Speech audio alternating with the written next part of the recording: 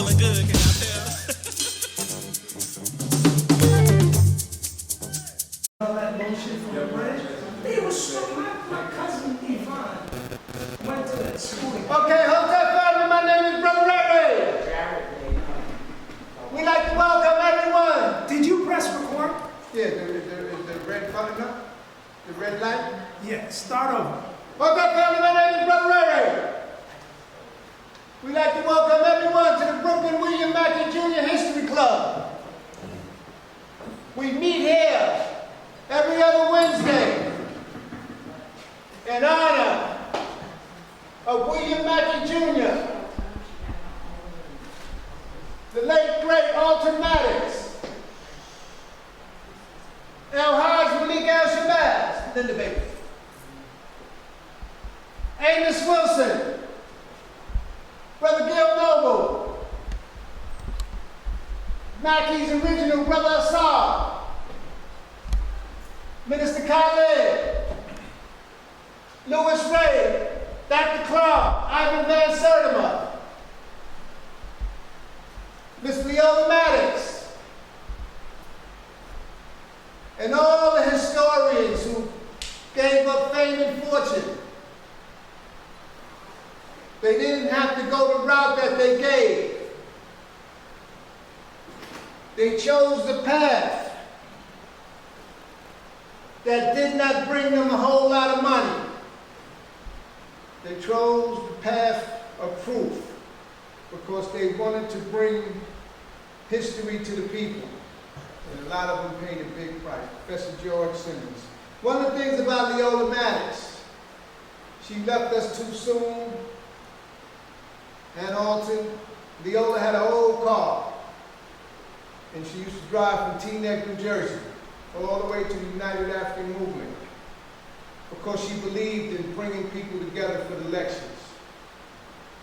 And that's what we want to continue. Professor Mackey having his lectures in 851 St. Mark's, across the street from the Children's Museum. So we always want to bring these historians to light.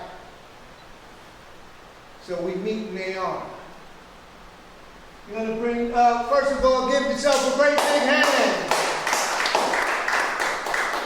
for the Zoom, for the people that came out to support Mackey's, and for our Zoom family.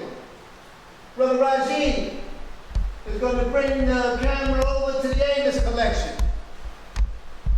These books is to help African World Info Systems.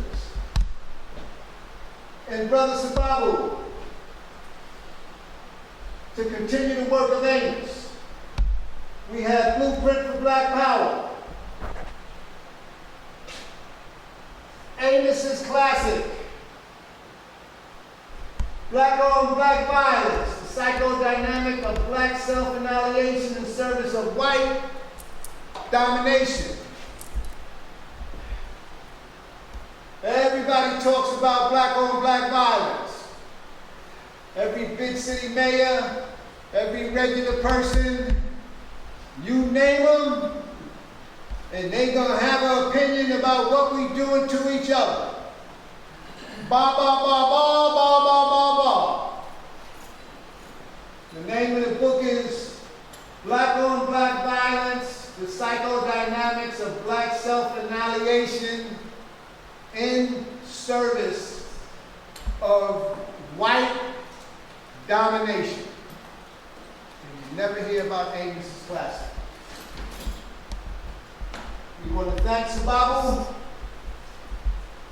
for bringing out the latest Amos Powerhouse, The Psychology of Self-Hatred and Self-Defeat for the Reclamation of the African Mind.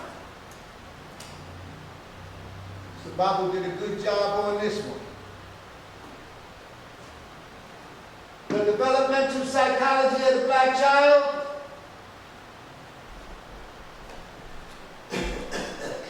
African-centered consciousness versus the New World Order. And you hear a lot about the New World Order.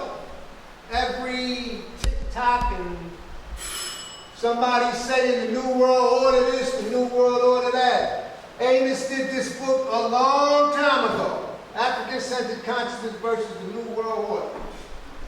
Garveyism in the age of globalism. Another Amos classic, Issues of Manhood in Black and White. An inclusive look into the masculinity and the societal definition of the African man. The falsification of African consciousness.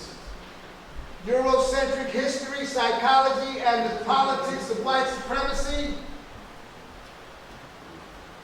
And in honor of Louis Ray Rivera, Jazz in Jail. Louis Ray Rivera from out of Marcy. And when Amos passed away, when Professor Mackey passed away and left us too soon, Louis Ray Rivera would come down to the Mackey's group and he took up the mantle and he would talk for hours. And we would pack up, me, Brother Hassan, Dr. Lewis, and we would pack up. And Louis Ray only lived on Hancock and Bedford. And he would talk for another hour and a half. And we only be walking like 5 blocks. So he left us too soon, Jazz in Jail. S.K. Damiana, the bastardization of African cosmology, distorted truths. So we have these publications. In honor of Big Hal, one of the greatest who left us too soon, I found out about this book, The Transfer Agreement, the untold story of the secret pact between Third Reich, Jewish Palestine. S.K. Damiana confronted the color crisis of the African diaspora and First Jamaica. The Blockbuster by Dr. Ben. They didn't have too many computers back then, and Dr. Ben went beyond the call of duty to write black man of the noun in the African family, and you have the hieroglyphics and all the stuff that's here.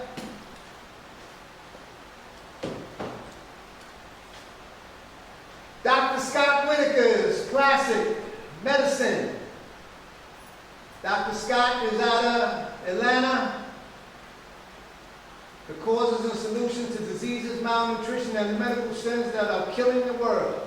Ingredients: white sugar, white flour, aspartame, other artificial sweeteners, margarine, microwave food, antidepressants, canola, soy, you name it, genetically altered food, mercury fillings, nitrates, vaccines, aluminum, fast food, and fluoride, which is in toothpaste when you brush your teeth in the morning. So we have this book in honor of Dr. Scott Whitaker. Dr. Randy Short, Slavery, Mastery, and the Impact of Religious Slavery Revealed. We have this book in honor of Dr. Randy Short.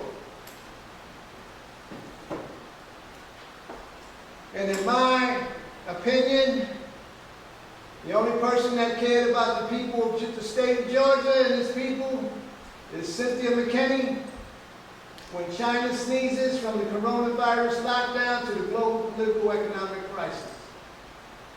And the same people that look like her on audits from people that did not look like her, they played a big part in ousting her in the great state of Georgia. Cynthia McKinney.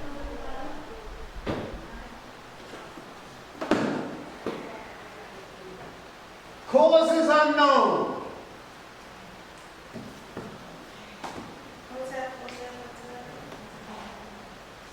The impact of sudden death in 2021, 2022, 2023, coming into 2024. Edward Down, forwarded by presidential candidate Robert F. Kennedy. He used to be an analyst with BlackRock, and they insurance companies wanted to find out why all these people was passing away before the scamdemic, and how they wasn't paying out a whole lot of money, and they started paying out massive amounts, and they contributed to the slab. And he used to work for BlackRock, the analyst. Get this book, and it has mobs of pictures of youngsters passing away, dropping dead, and the pictures is here. They have the book on Amazon. Io Kamati, in his blockbuster, this is a small read, Jews are the problem, World War III, COVID-19, media censorship and food shortages. Io Kamati did an excellent job in writing this book, and the research behind this is impeccable. So you can get this book on War on the Horizon.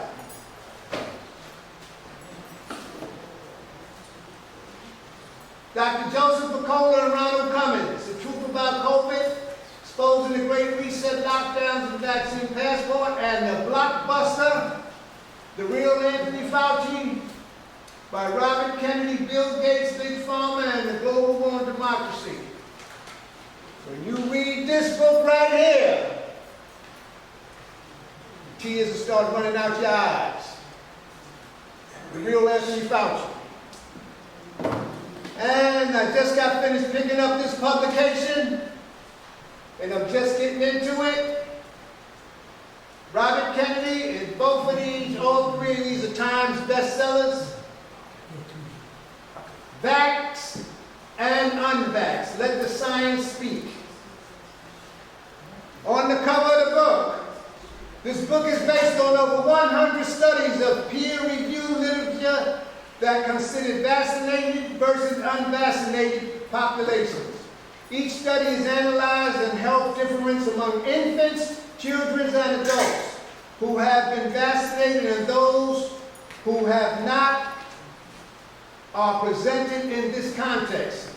Readers will be informed.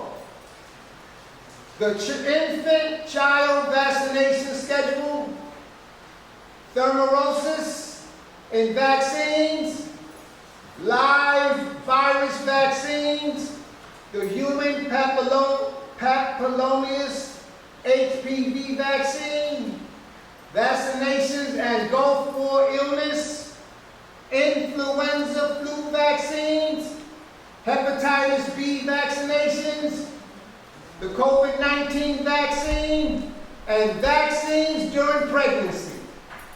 Given the massive push to vaccinate the entire global population, this book is timely and necessary for individuals to make informed choices for themselves and their families.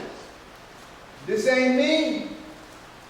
This is Dr. Brian Hooker, PhD. So you can get these books on Amazon, because ain't nobody mentioned and said anything about Jeff Bezos not selling any books.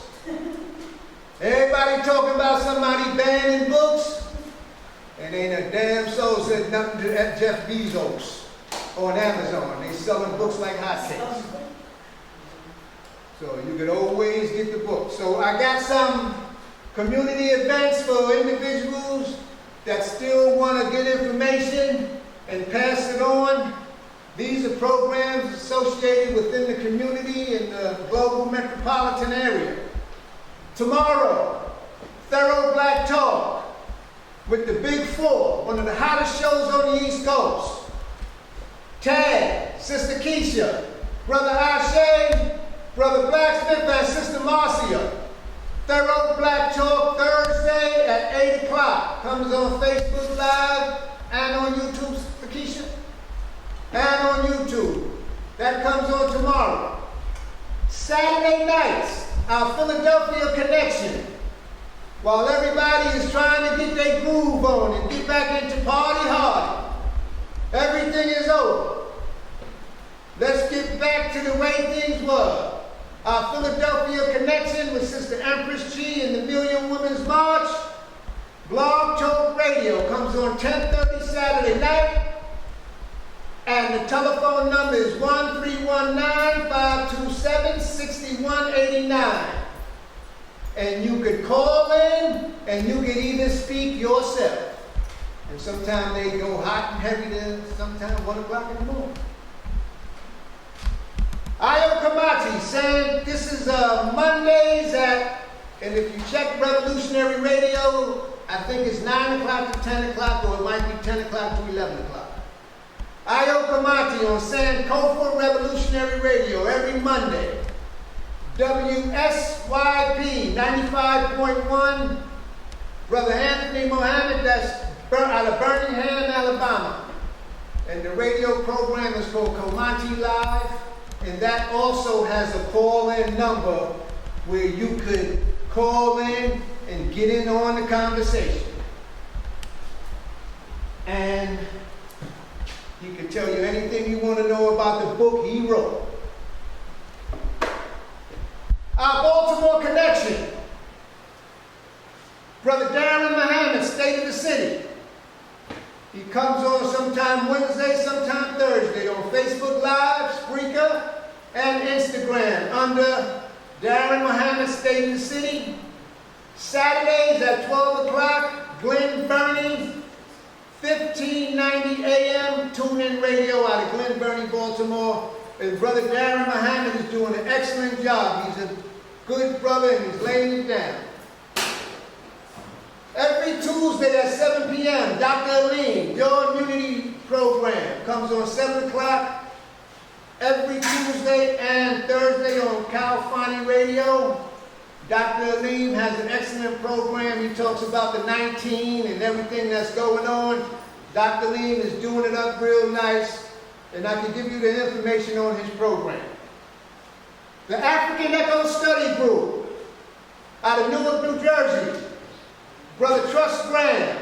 That comes on every Friday at 8 o'clock, and usually somebody from that study group logs on, but we could give you the information for that Zoom study group. Brother Trust Graham, and they're doing the psychology of self-hatred and self-defeat for the reclamation of the African mind. They're still doing that book. That's an excellent study group. Comes on Friday at 8 o'clock. And also, the Know Thyself study group out of Asbury Park. Brother Trust Graham is also the mediator of that study group. And they have an excellent program. Comes on Saturdays at 1:30. Now, the Simotap organization with Dr. James McIntosh, Betty Dobson, and Richard Dean Theodore. The Minefield radio program is on WBAI 99.5 FM every Wednesday, and it came on today at 2 o'clock. And it was an excellent program, and they was talking about how much money black women spend in the hair industry.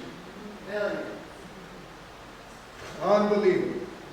So Dr. James McIntosh, and if you want to know anything about the Simotap organization, you can log on to Simotap and they'll tell you everything that's going on.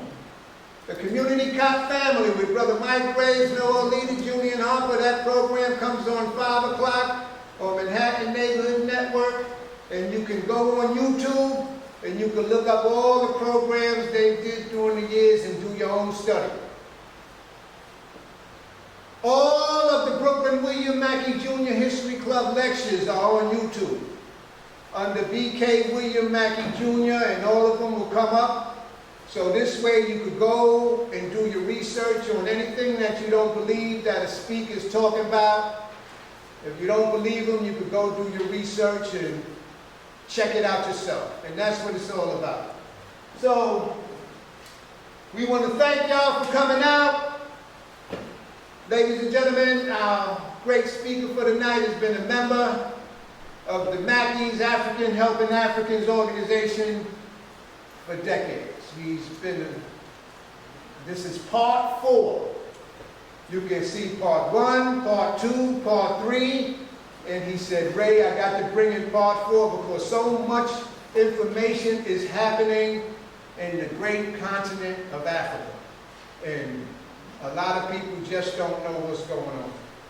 Ladies and gentlemen, without further ado, I want you to give a great big hand to our noted scholar and good friend, Dr. Arthur Lewis.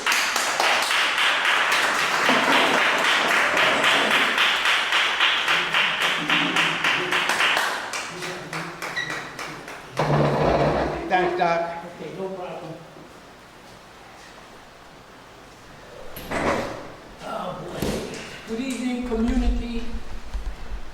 I'd like to express my appreciation for being here. I was a little late because a good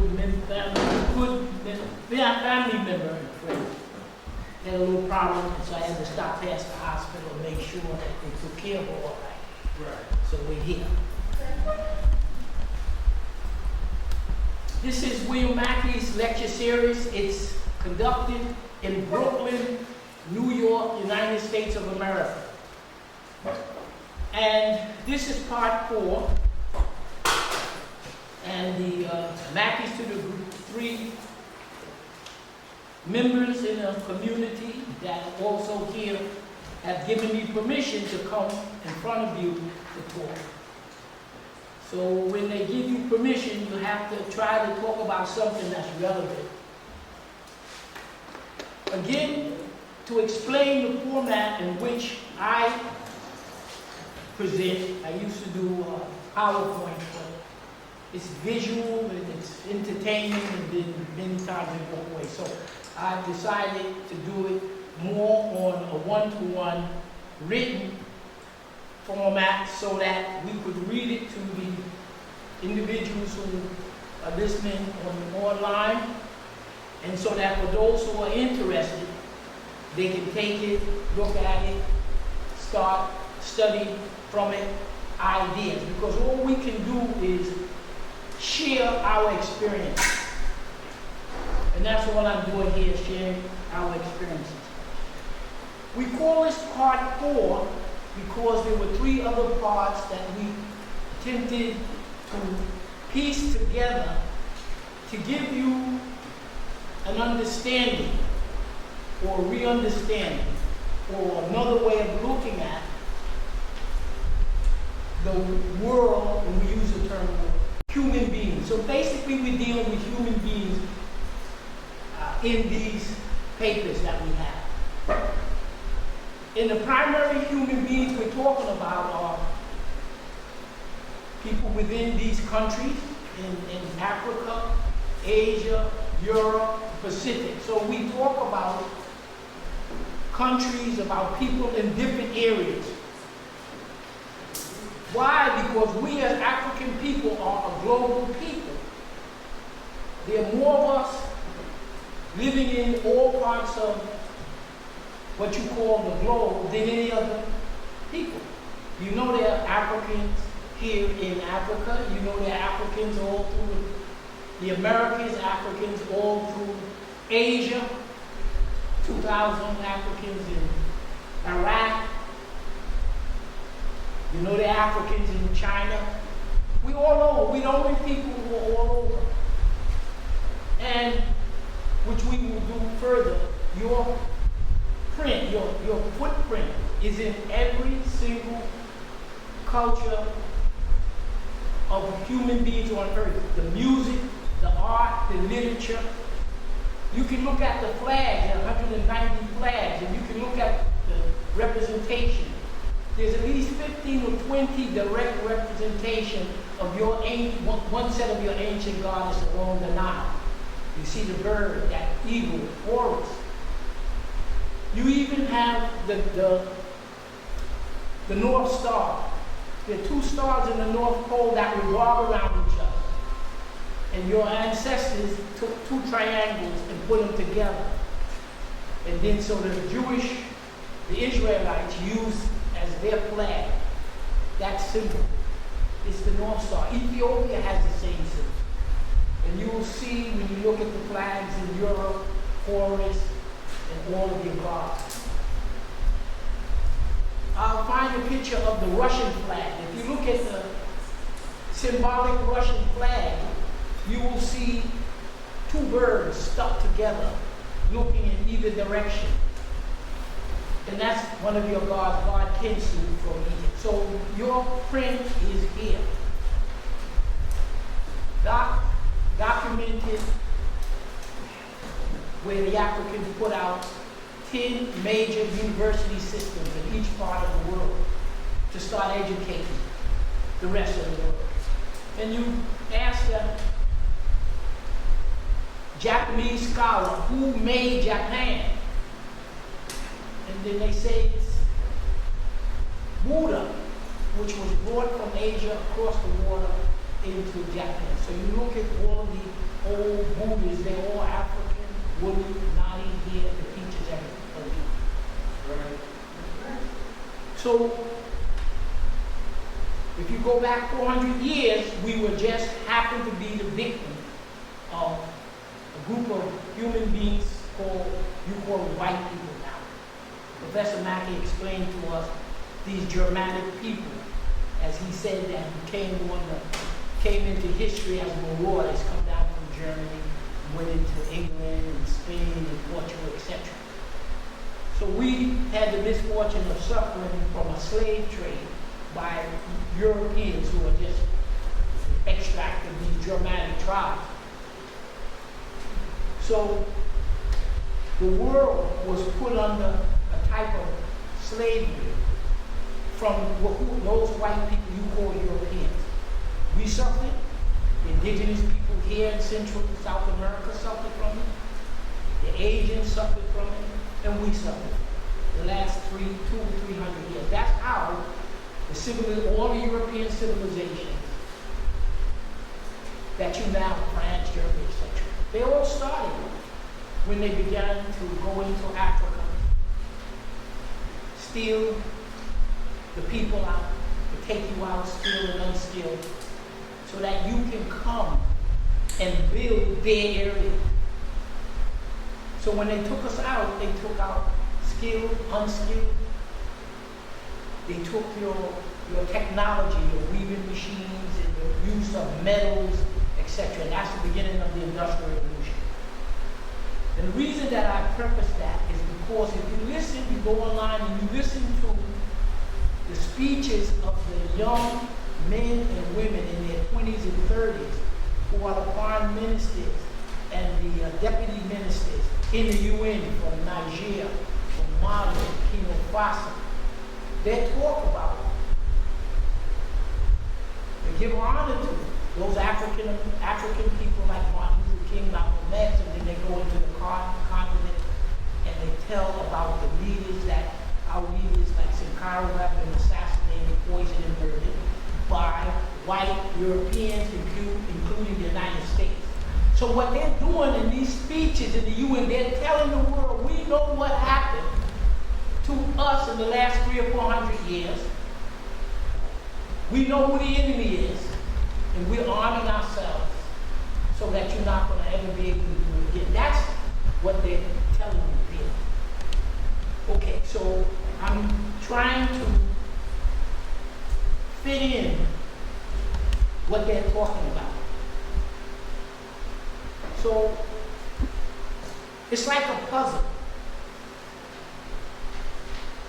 Let me just make an analogy. I'll do a health presentation here.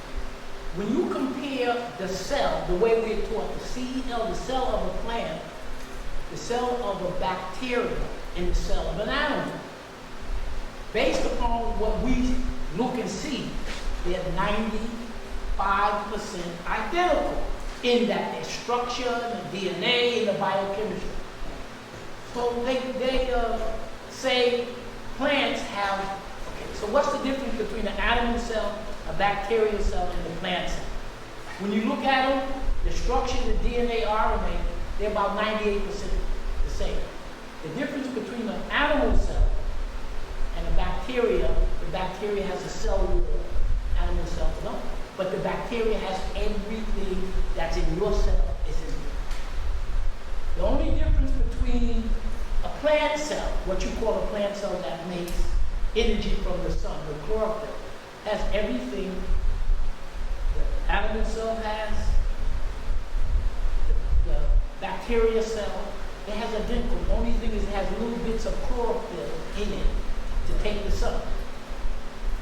So I've come to the conclusion when people say, in the presentation, I emphasize the importance of bacteria. They say that there's 10, 15, 100 times more bacteria in us than in animal cells. But just like you build a house, you take a brick, you take mortar and wood and water. You need all three components to make the bricks, but you don't have a wall. Your body is a held together magnetically, electrically, electromagnetically, spatially. It's locked together. Bacterial cells that you identify, animal cells and plant cells, you're made of all three. It isn't a matter of you washing off the bacteria. The structure of your skin, the actual literal structure, is all three fused together. Okay, so we have 1, 2, 3, 4, 5, 6 pages in the map, 7. So we should finish at about 9 o'clock. Because I'm going to, as usual, read this with an explanation. And that's the whole purpose of trying to transfer whatever information that I was able to research to you, where you didn't research it. Just like when you come to talk, wherever you are, you're going to transfer information that you've had in your experience to me and others. And that's why we talk and listen to each other. Page 1, 2, and 3.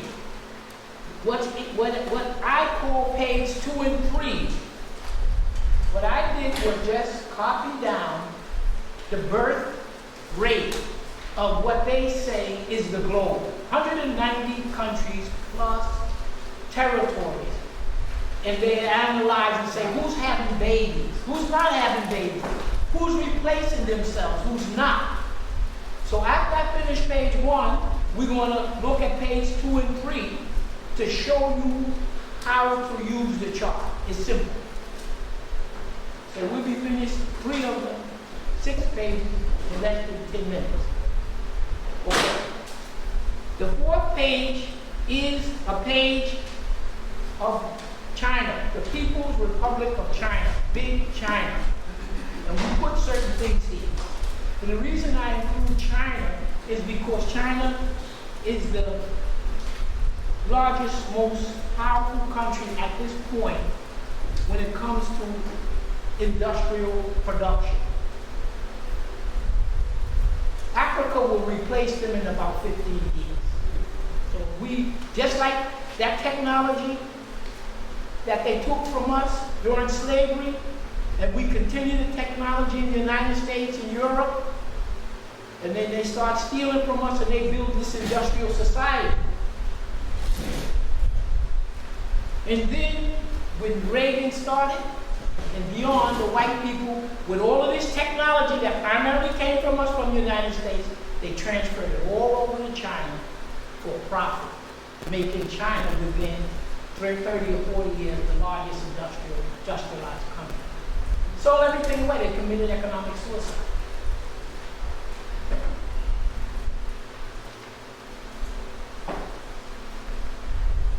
The 5th page is a quick review of their 2 gas pipelines running out of Nigeria. That's critical for the development of Africa and Europe. The last page, we're going to deal with those countries in that, when you go to the map, if you look at your map here,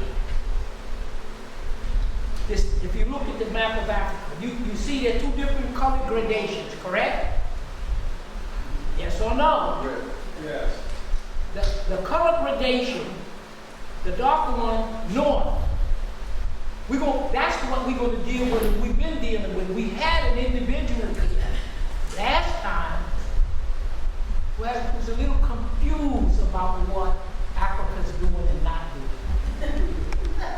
That's the one we're going to concentrate to show you what they are doing.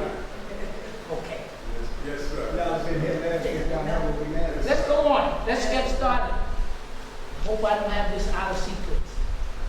Don't worry about that. I'm going to read. And it's this. Okay.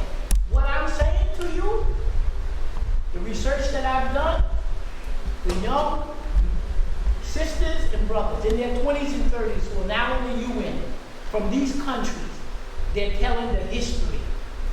And they're telling the world a history. And so I said, okay, let's pick it back on. It says here, how NATO stopped this is an actual, you can go online and get this. How NATO stopped 6 African presidents from landing in Libya to talk to Gaddafi. One of your good radio white women on WBAI was for the destruction of Libya. Nice. That's right. White woman. That's right. Now, Everybody it says AU 2011. 2011 is important because that's going to be the time when the United States and NATO will take these jihadist groups and put them in North Africa, put them in on Libya, and put them in on Syria.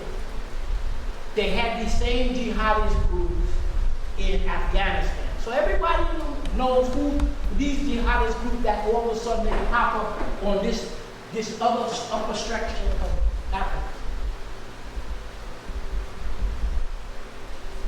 The committee of 6 African presidents flying to Libya, now we're back in 2011, flying to Libya was prevented from landing in Libya by NATO. United States, you Africans, you niggas, whatever they call us, you ain't landing here. We killing, we bombing here. Okay? They prevented the African leaders from intervening in Libya because they had the intent to destroy it. As Malcolm X told you, the domestic policy and the international are identical. So what you see over there is happening here. What you experience here is happening there. So that's what we're just trying to get these concepts. Libya, what happened to Libya? Libya, the United States, they do it all over. They stole Libya's gold, silver, and they stole their oil.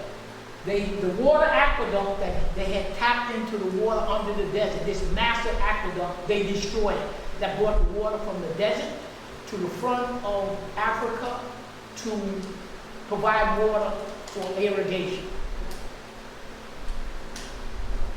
Africans, number 3, were sold into slavery, and the jihadist group was introduced in the Sahara.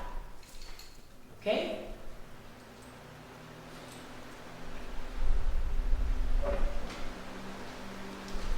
The President of the United States, whoever was president at that time, we're not blaming that person on it, but he took the money. President Barack Hussein Obama of the United States of America was in office at that time, that day.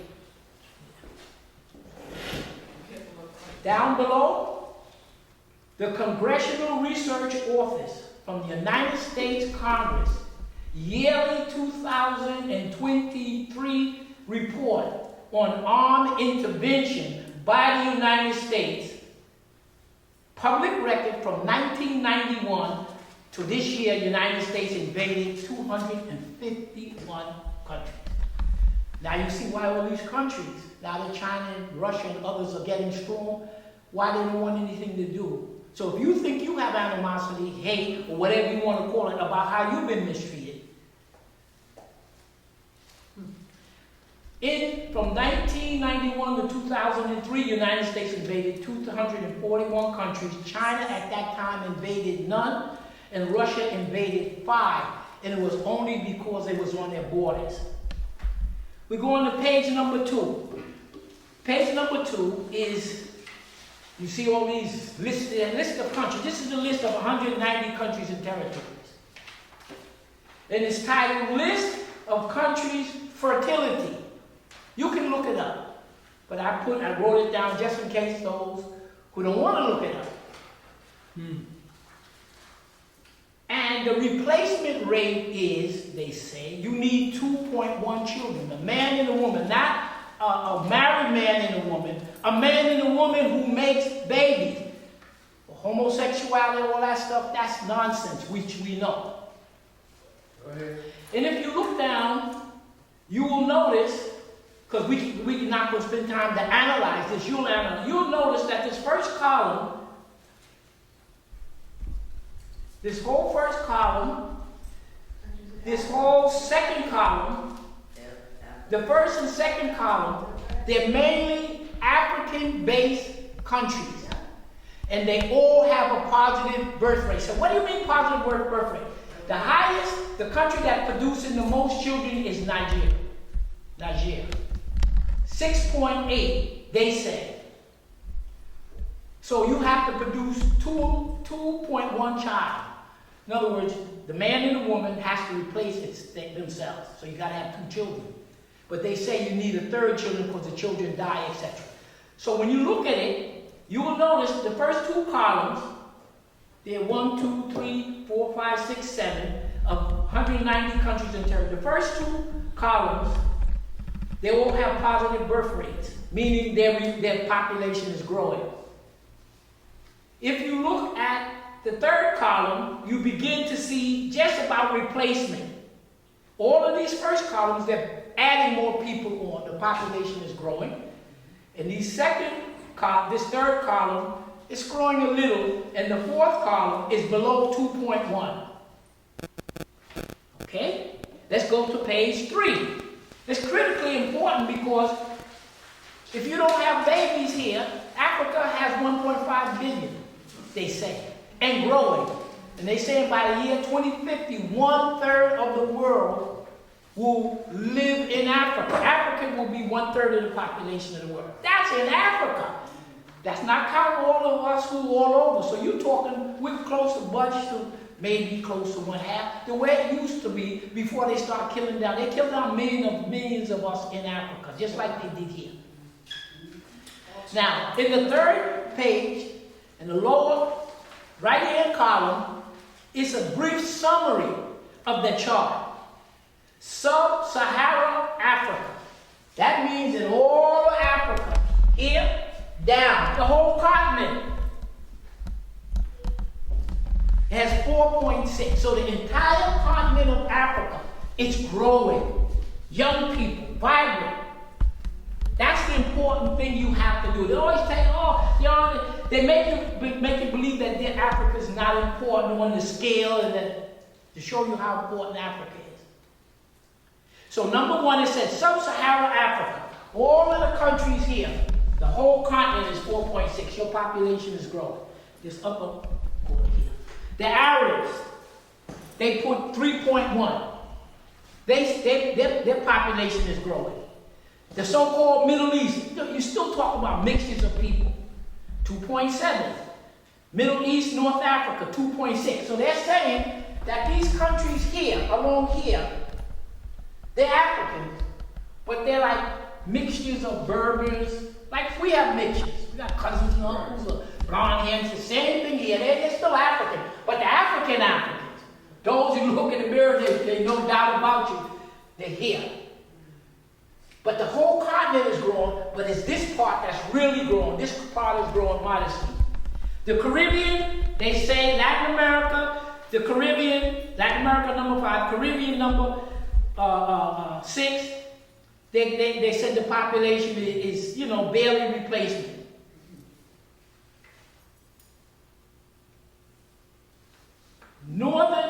Okay.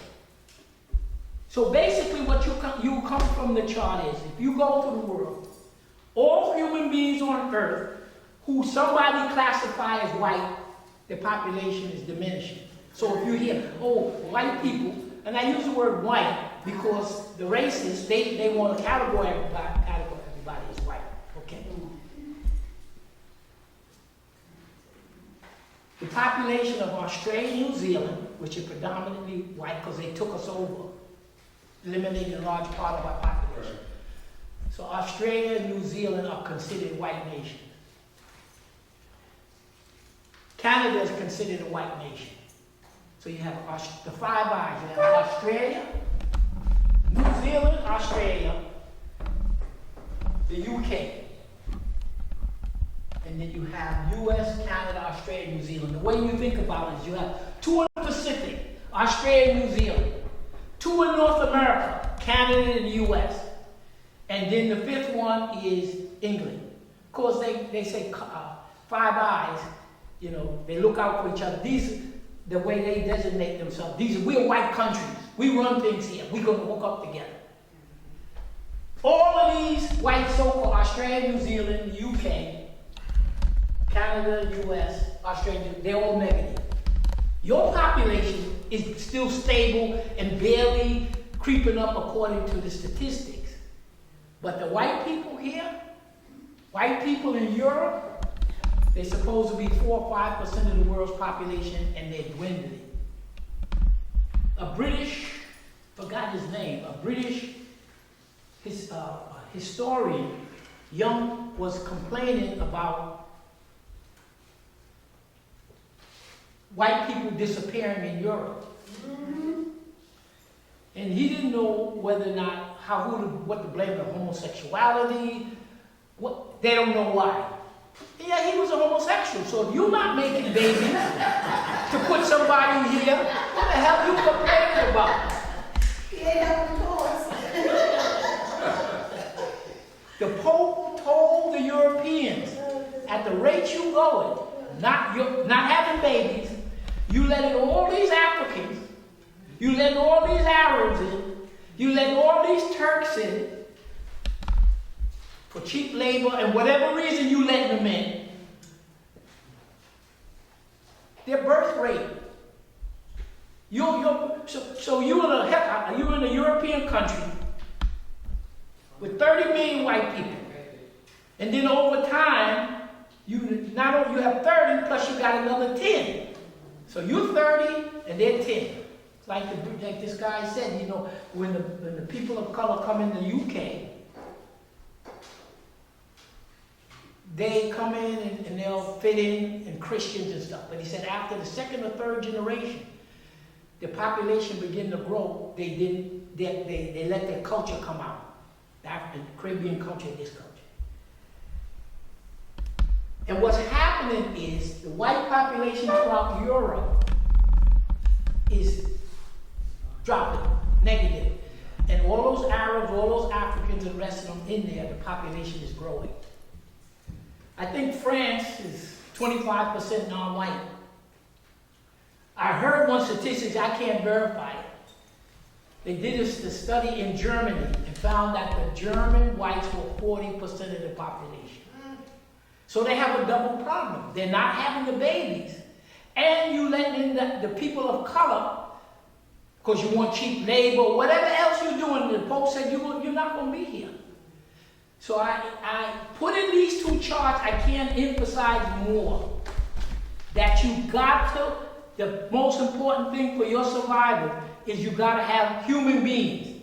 So the money don't mean too much. You're going to get money, no money, but you got to have human beings. That's the importance of it.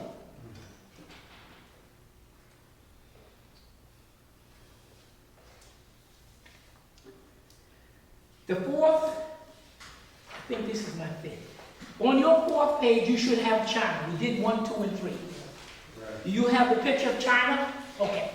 The reason that I put China in is because it's the largest, most important industrialized country. See, when we made all these inventions and all of this industry popped up, and the white man took it. You don't have nothing. You don't have that. And they live well because we made the country live well. And then they start selling, after World War II, they start selling all the industry off. They went to China and stuff for cheap labor, so they said, instead of employing white people or black people, we can employ the Chinese much cheaper. It's good. They made billions and billions of dollars when they started outsourcing with Reagan. And then now they find themselves, United States is, for all intents and purposes, deindustrialized. And they're trying to make Europe deindustrialized. So I put in China, so we take a snapshot of China because it's a dominant country and they're doing things around the world. They're trying to buy Africa. Pardon me? They're trying to buy all of Africa. We don't worry about that.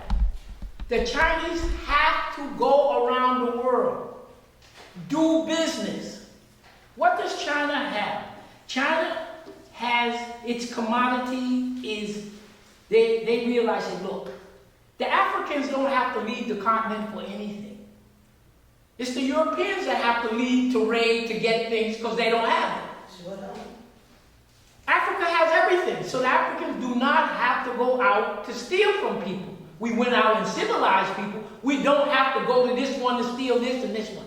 China, when you look at its geography and its history, China doesn't have those things in their borders, their present borders, to make them sustainable.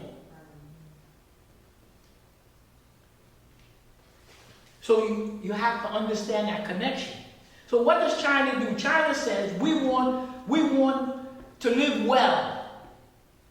But if we stay within these borders, we're not going to live well. Right. We need bauxite, we need steel. And in one of the pages, I forgot which one it was. Did I take the wrong page? Okay.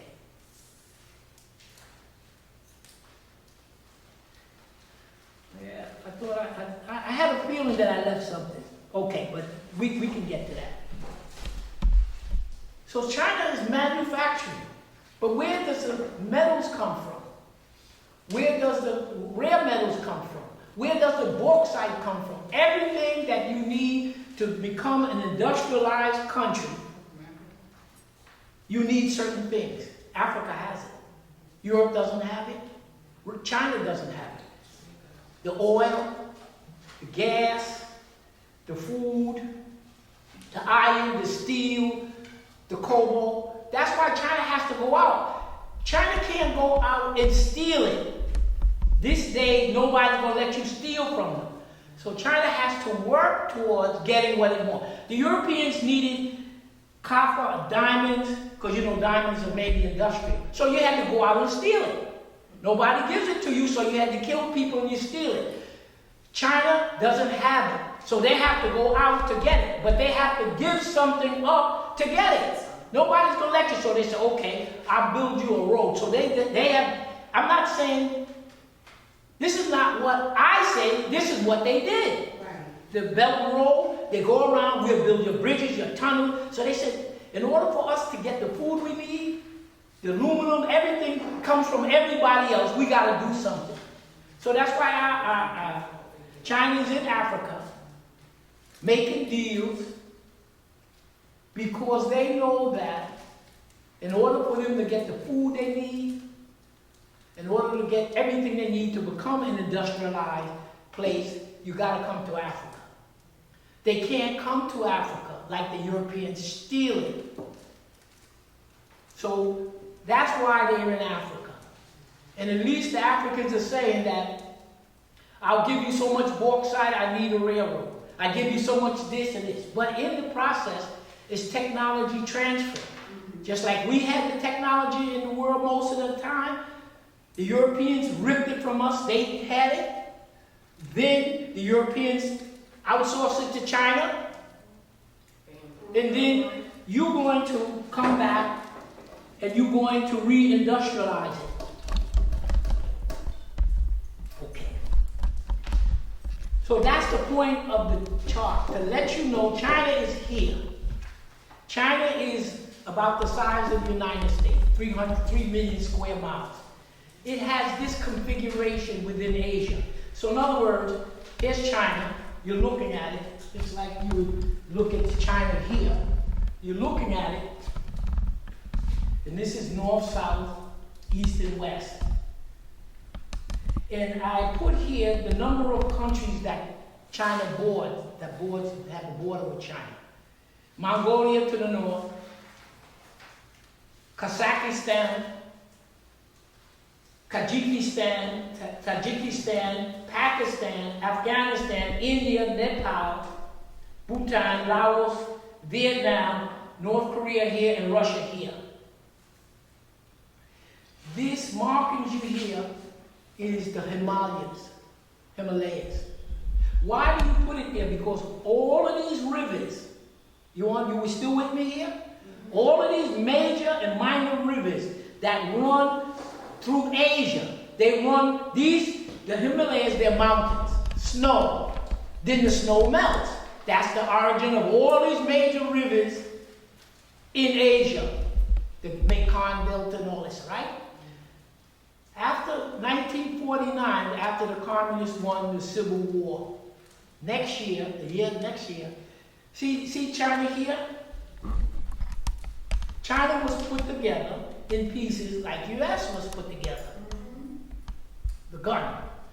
So Mao Zedong and them went in and they added Tibet to this. This is now modern China. They added Tibet. They took Tibet because all of the major rivers run through Tibet. Over here, you see this rim here. That's the Gobi Desert. It has desert here. And then I drew a little, you see this little squiggles right here? That's the Great Wall that the Chinese built over 2 years to keep the Mongols out, so-called Mongols out. Here's Beijing, the capital is in the east, the northeast. Here's Beijing, the Gobi Desert. And this province here is called Zhejiang province. China took that. So China fought over with Russia, and they fought with Japan and everybody, and they ended up with Manchuria. And then they just took Tibet. And then they fought with the other Asians that were here, and they took this part, Zhejiang province. So it was put together. That's the point we want to make to you. And we're going to reiterate one more time. There's Taiwan that doesn't belong to China. Why I make the statement. So here is just a list of the rivers. If you go on the internet, if you visit to these countries and you see Taiwan is this little island there. It's mainly a mountainous island. The people who run Taiwan now are the Han Chinese, the white Chinese. They're so-called archaeological or so-called historical. They didn't start coming and live in the island until they say 1700. When you look at the pictures of the indigenous people, there are 20 recognized indigenous people. You go to Taiwan, you say your population is 85-90% Han, white Chinese. Who's the other 15%? Well, go to the mountains and stuff, and you start seeing all these people, you're going to see most of them look like you. Runoko Rashid. With your slant. Because African people have been around. So that island, China is claiming it because it has the gun. It can't claim it historically because when you study language and everything, the language is from people from the South Pacific and all over. It's not white Han Chinese.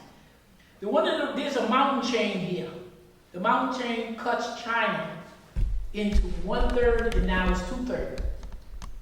Most of the white Chinese live, 95%. The population of China is 1.3 billion, okay?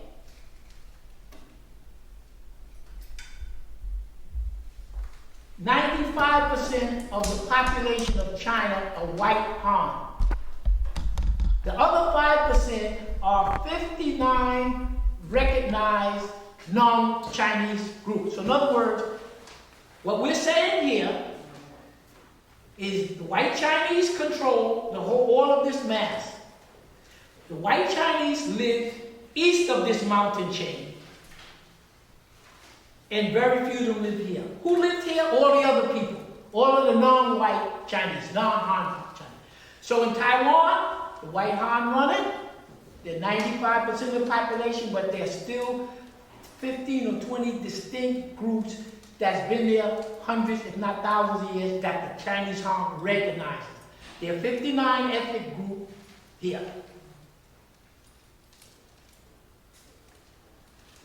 Now, we're going to finish up this page. here. I just listed some of the wars that these white Hans and King dynasties, they had to fight, and who was bothering them. Just to show you that the white people just didn't do it to Africans. We know what they did here, but they did it to the Asians too. So I just took a little bit of the history there. You know the Opium War, 1839 to 1842. It was the UK going into China, messing with them, with the heroin. Then there was a second Opium War, 1856 to 1860. The UK, the English, are still bothering with the Chinese, but then the French and the US added on. You come down number 3, there's a Sino-Japanese War. They're fighting over territory. Down number 4, there's a second Sino-Japanese War. 1894, 1895, 1937, 1942. You're fighting over land, war, and resources. Nobody said anything about no democratic vote. They're coups in Africa. They're undemocratic. They're not coups. They are, what do you call it? Legitimate. That's how the people are voting. So we'll come up with a word for it. A legitimate revolution. Then down the middle, they have what they call an 8-nation alliance.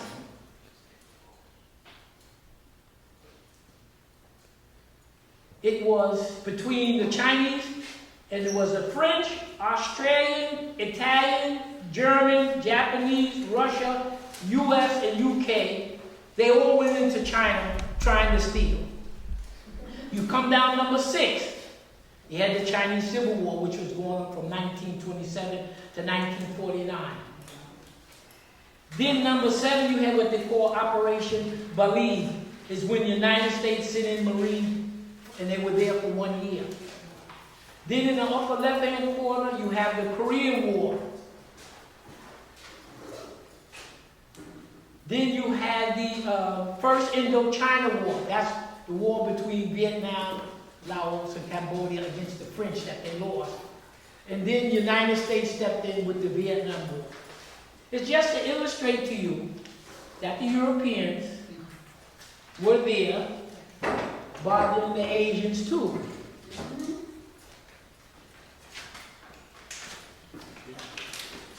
There's a page I missed, but I know what's on it, but we're going to talk about it. Let's go to number 1, 2, 3, 4. Let's go to number 5. We have 2 more pages to go.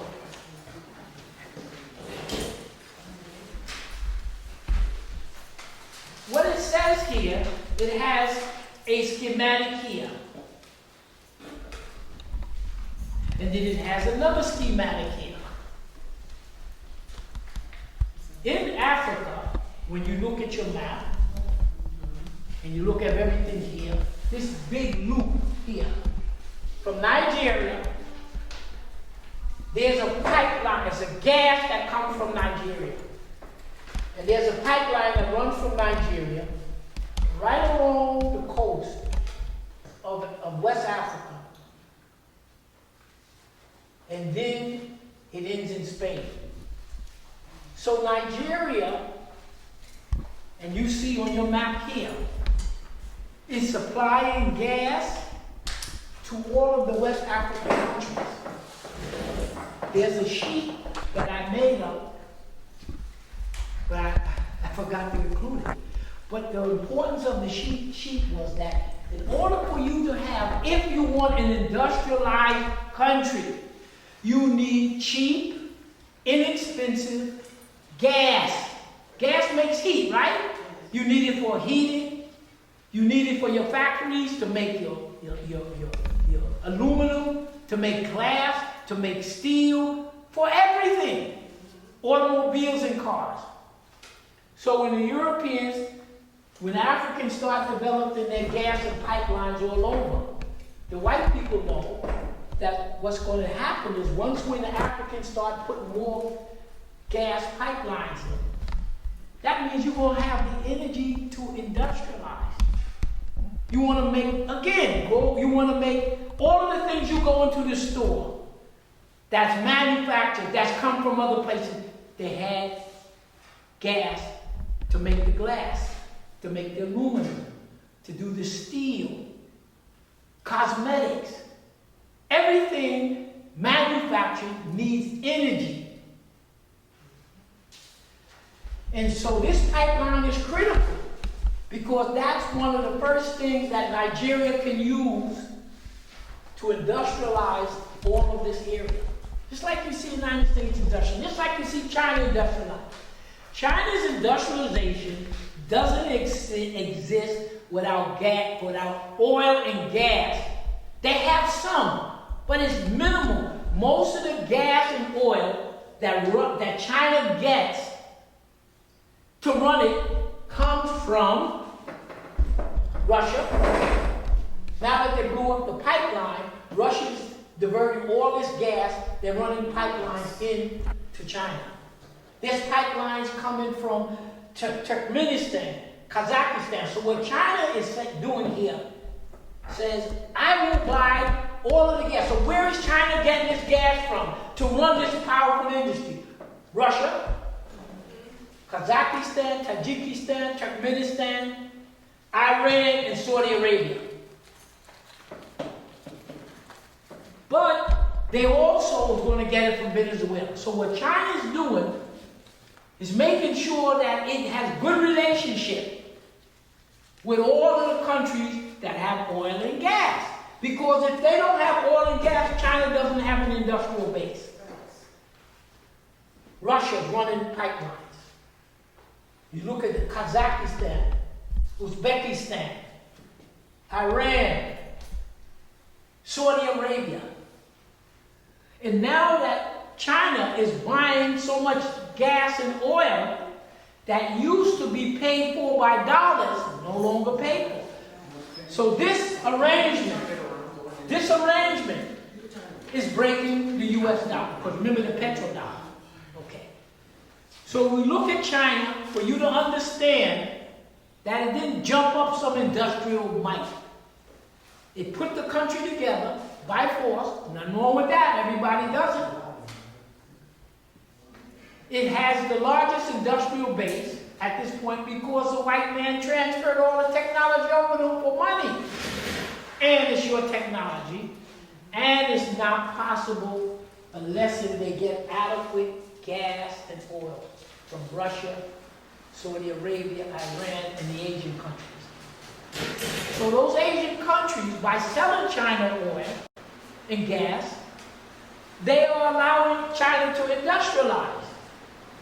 And in the process, they're not using the US dollar, which is cutting the petrodollar. Okay. Let's go back to this chart. The top chart. This pipeline is in existence. It's connecting 50 countries from West Africa. That's just that. You got all the raw materials. You don't have to go out and invade Europe and steal their oil. You don't have to go out and beg anybody. Africa has about 20, 25% of the global oil. So everything is here. So now they got the pipeline and run it into Spain. That pipeline is 15 countries. It runs from Nigeria to Morocco. And it's Nigerian gas pipeline.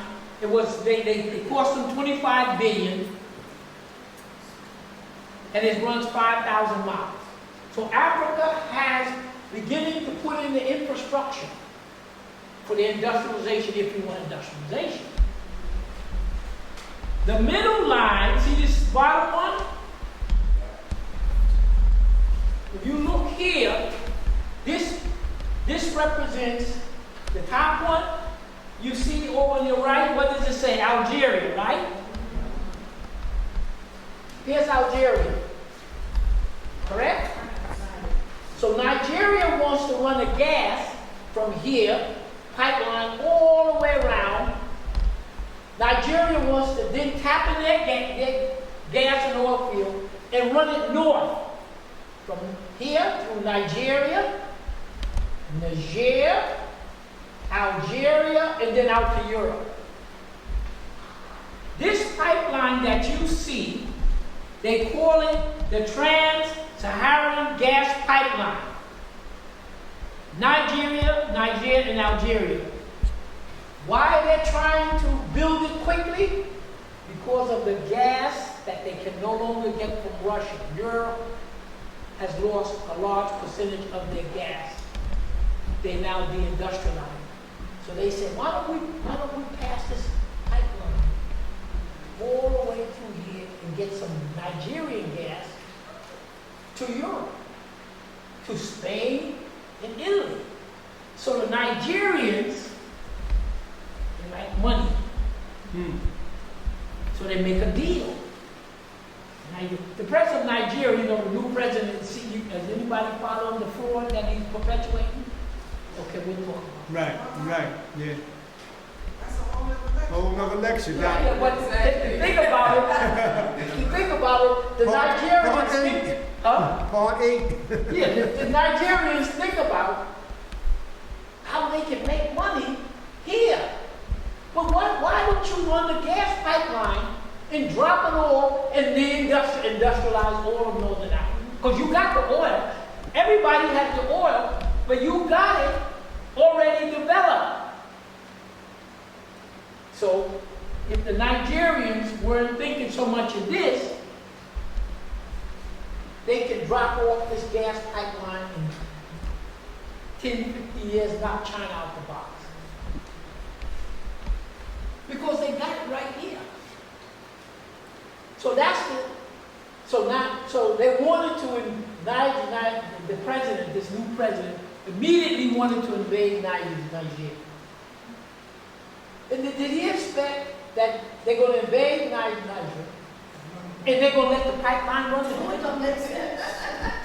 If I was a president of, forget the president, the young military people with the guns, that's what makes it legitimate. All these police, state police, city police, this park police, this is a militarized country. Every country, big country who put itself together has a whole structure of death. Keep you honest. So they want to run this here.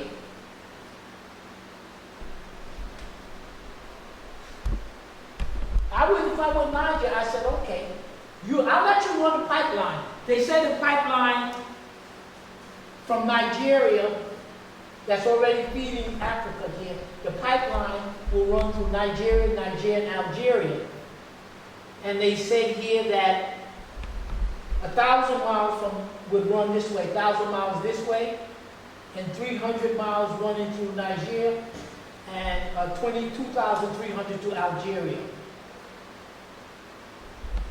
If I was Nigeria, I said, okay, I'll let you run the pipeline. But you're going to pay me. That's right. What we wanted in gas.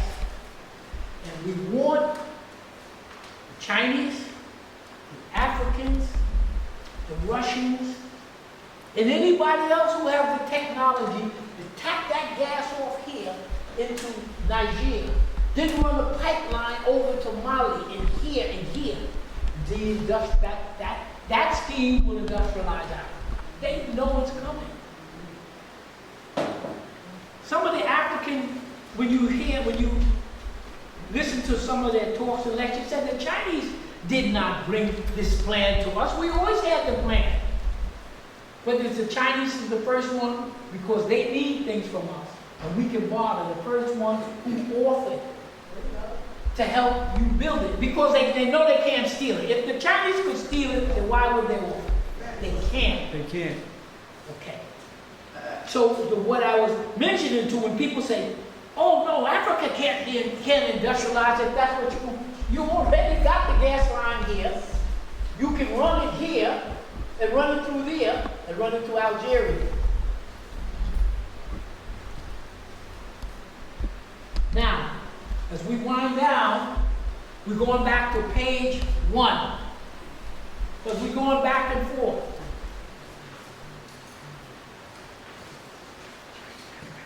Sometimes when I put this stuff together, you link it and then you say you forget a link. But it's okay. The upper first page on the left, yeah, I didn't leave out. That's okay.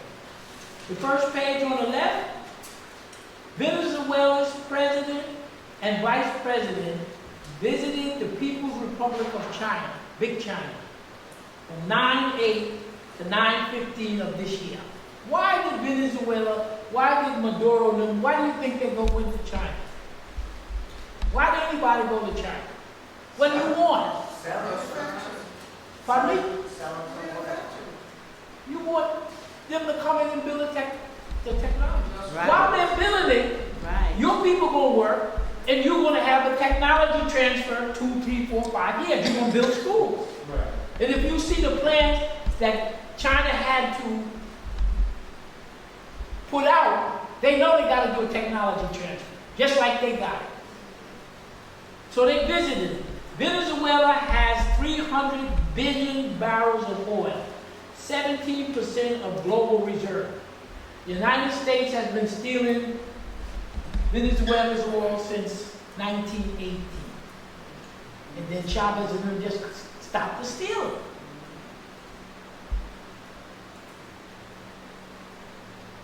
The United States, because they couldn't overthrow Venezuela or steal oil, they tried to crush you.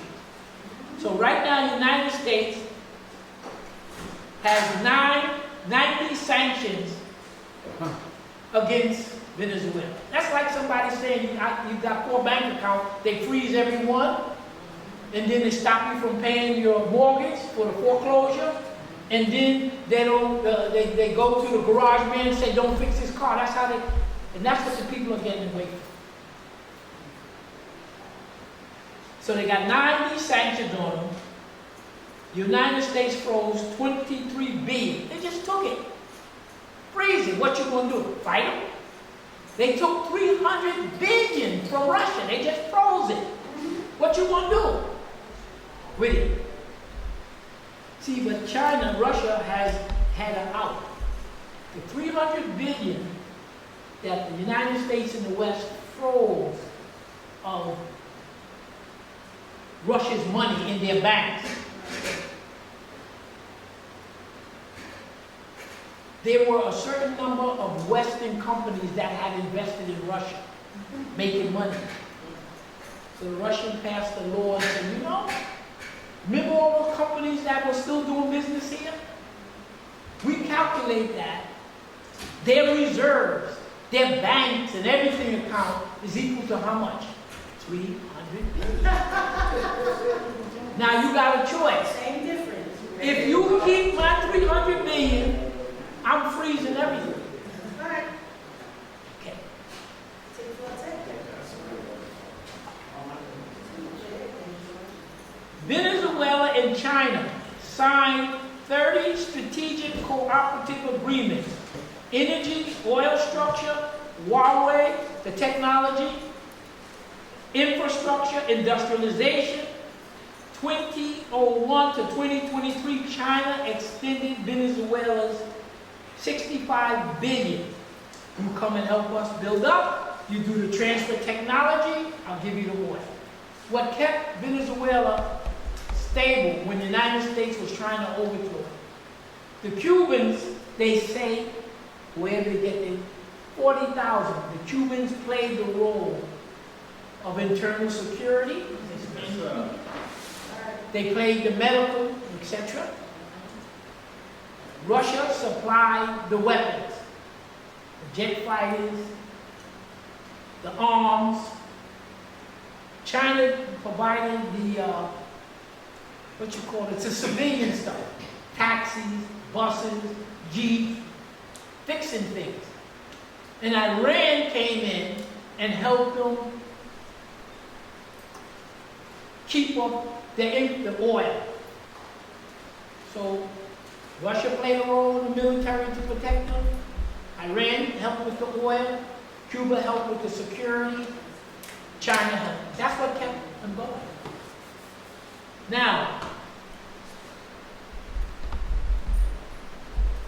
They said that Venezuela with Russia have put in 5 special economic zones in Nicaragua. Now, what's the importance of that is this. You know that this part of the world was under the dominance of the United States, right?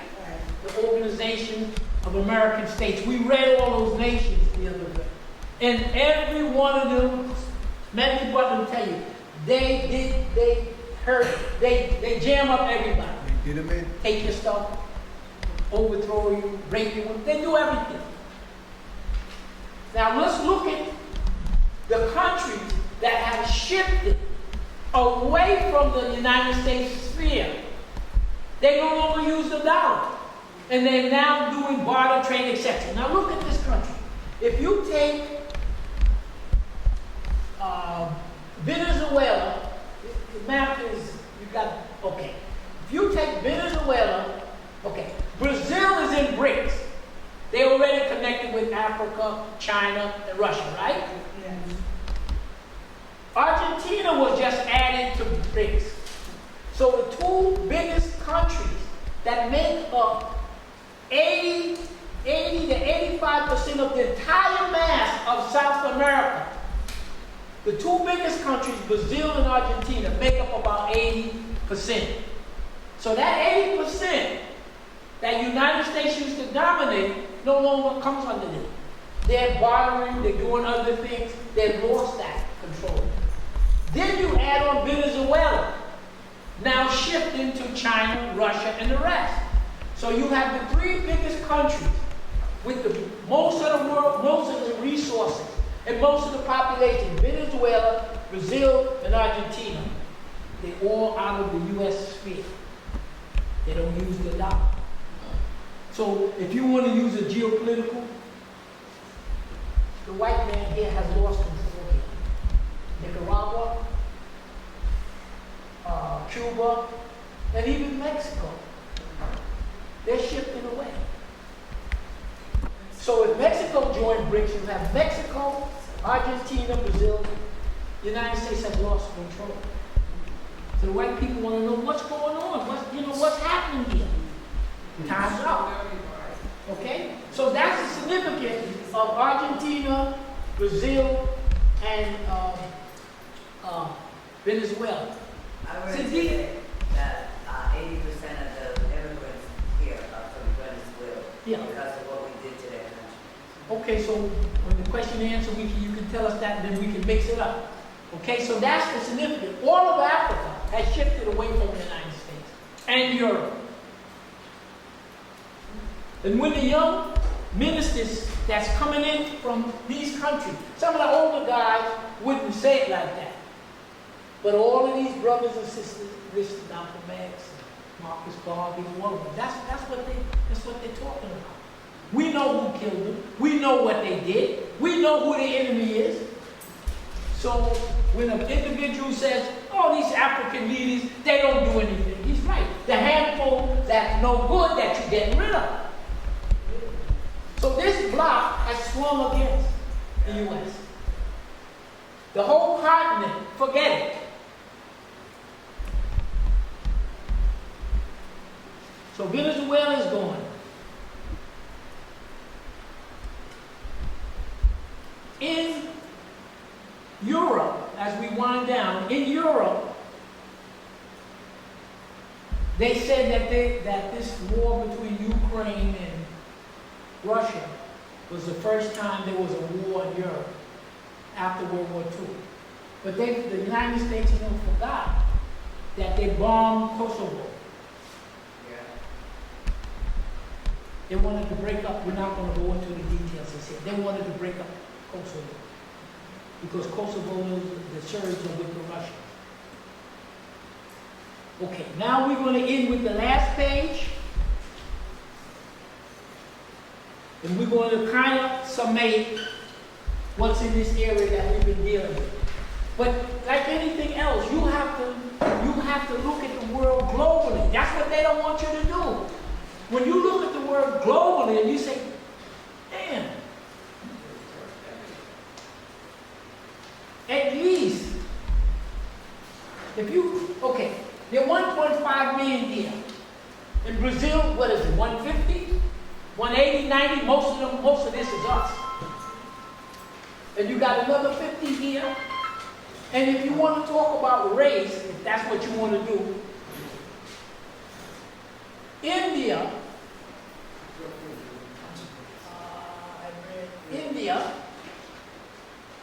most of the people are us.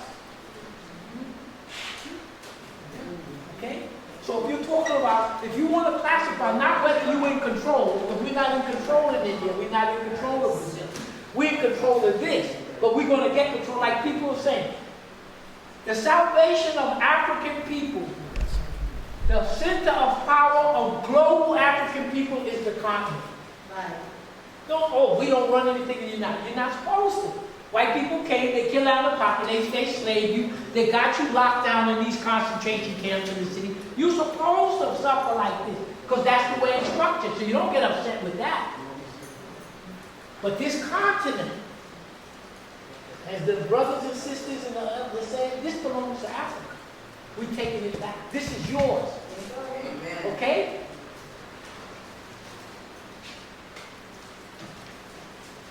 So let's finish up with this section here. Because the other brother says, everybody's just unified.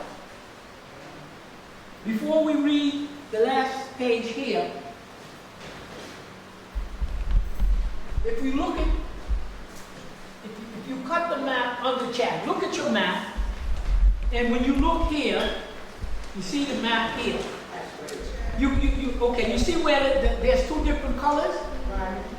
Everything above that is in full-scale revolt against the French in the U.S. Yeah. Full scale. Yeah. Oh no, they're not doing this. You still have a few leaders. That's no good. How could Bassoum in Niger, not in Nigeria, how could you have a leader who signed an agreement to sell uranium to Europe and France for 80 cents a kilogram, a pound? Let's just use the word pound. 80 cents. You know what uranium goes on the world scale for? $200. How you gonna justify that? He's the elected leader. And what the young people who are in the UN, they explain how the system works. They said post-colonial. They said France, Britain has lost it already. They couldn't do it beyond that. But if you eliminate Britain, you eliminate the Spanish, you eliminate Great Britain, you liberate the Germans, they have not been able to suck out of their colonies. See, the Germans had different places. They're out. And as the brother said, and the ambassador said, France was the only European colonial country that after you got your independence, they never left. They left the military there. They left the leaders to sell you out that they protected. They still there. They still bothering you. They wouldn't go. And these here, Spain is not draining these countries down. So they know exactly what the hell is going on. So if you look here, the upper shade, this part here, that's what the French was involved in. But that French was mainly here. This big chunk of Africa, that upper third, is the French. And what you're doing is getting rid of them. You got rid of them out of, when you look on Guinea, Burkina Faso, Niger, Mali,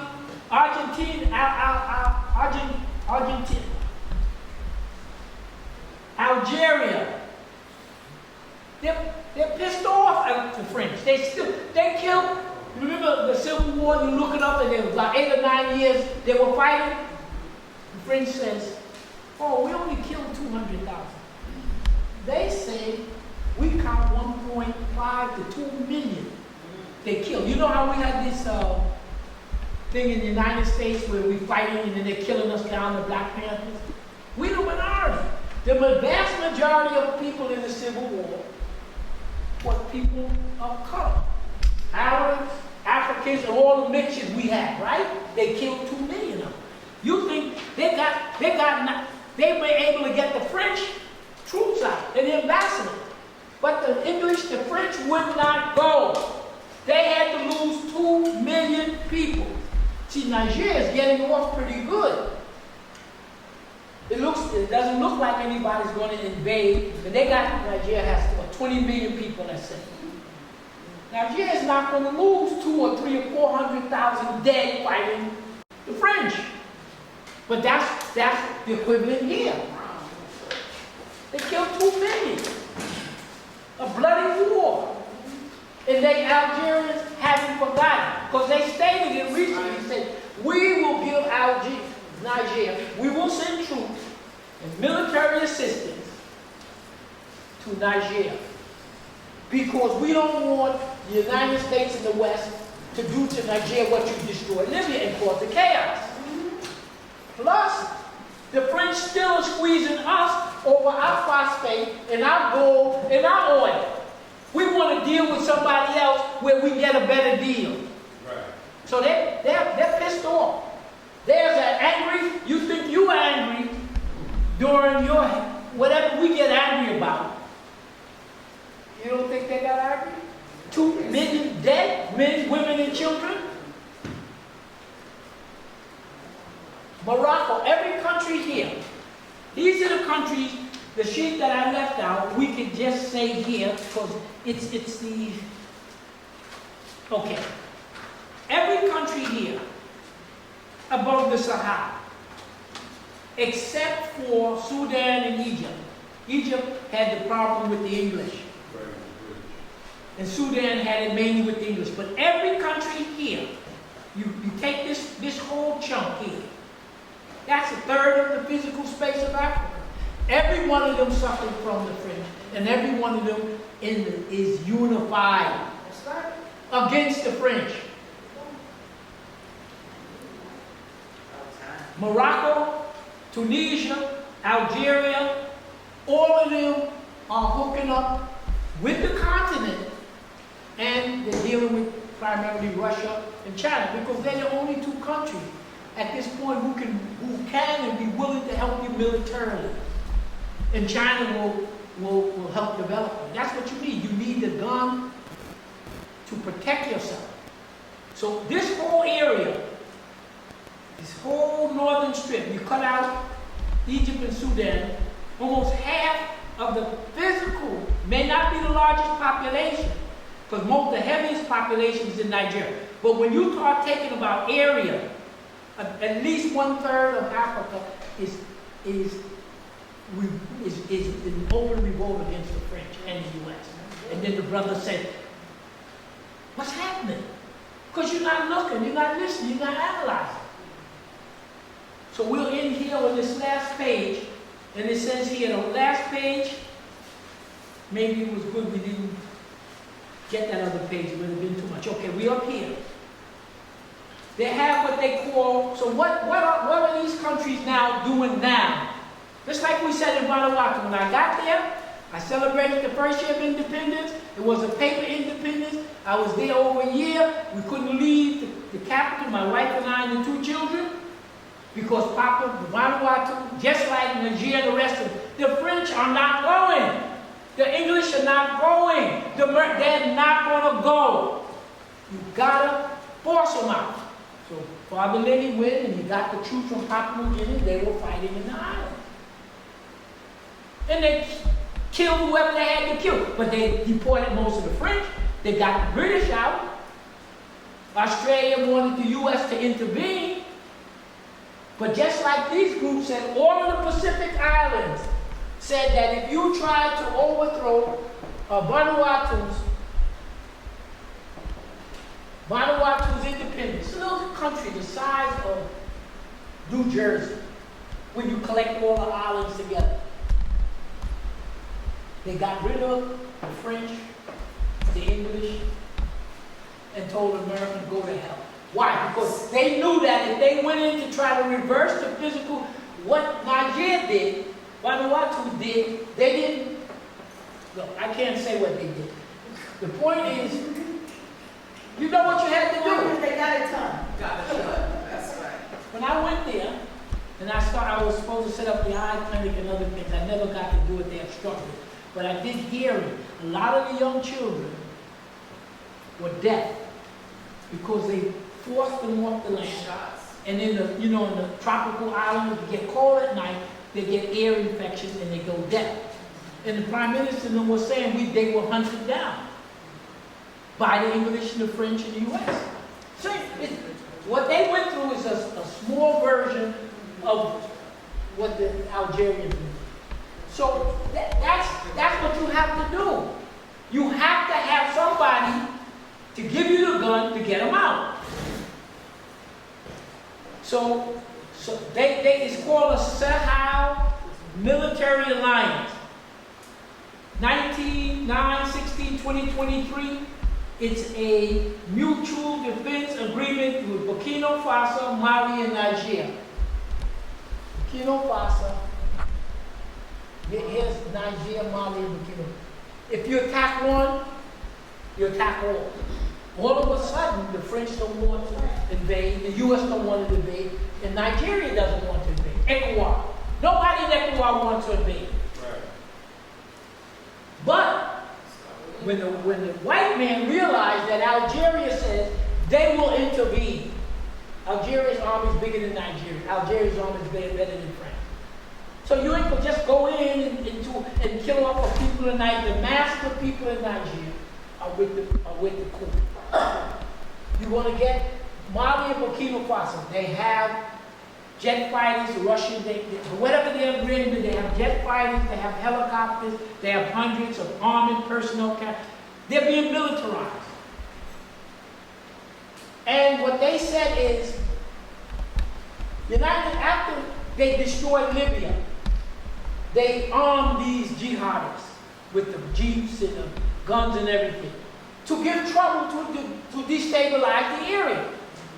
So the English, the Germans, the French, and Americans come in and say, we'll help you against them. They said, you've been here 10 years, it's getting worse. We don't need you. So they're now putting together tens of thousands of armed men. Now, if you have, Russia will give you the satellite, everybody knows these jihadists. Look, do any of us have a factory to build jeeps and cars and guns? No, only a small group of people. So these jihadists, they got modern jets, they got walking to everything. Everybody knows that the United States armed these people against the Sahel. They use it against Libya, they use it against Syria, they use it in Afghanistan. So they said, we want all European troops out. We got millions of people. We're going to arm these people. And all they need is some satellite help from Russia and the rest of them. They're going to hook it up.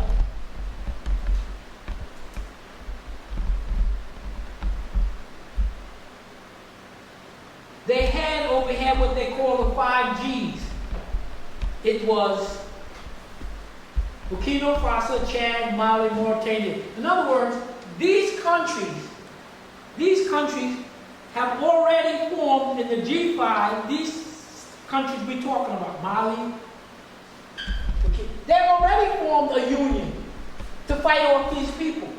But instead of the United States, France help arm them to fight them, they say bring them out too. So when they're going to get rid of them, and they don't get the arms and the training, from who the hell else will do it? North Korea will do it. They like what you got, so you're going to get what you want.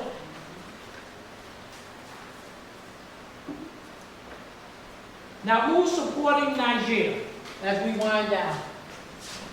Algeria will send troops, Burkina Faso, Chad, China, Guinea, Italy, Mali, North Korea, Russia, Saudi Arabia. They all want to help because they know all these countries, what we're talking, they know what's coming.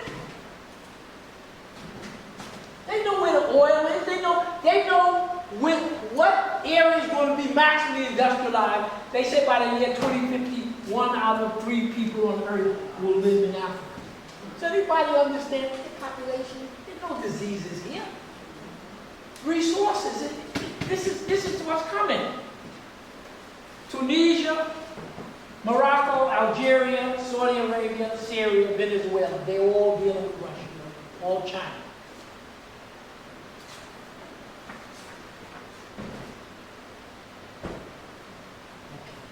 And what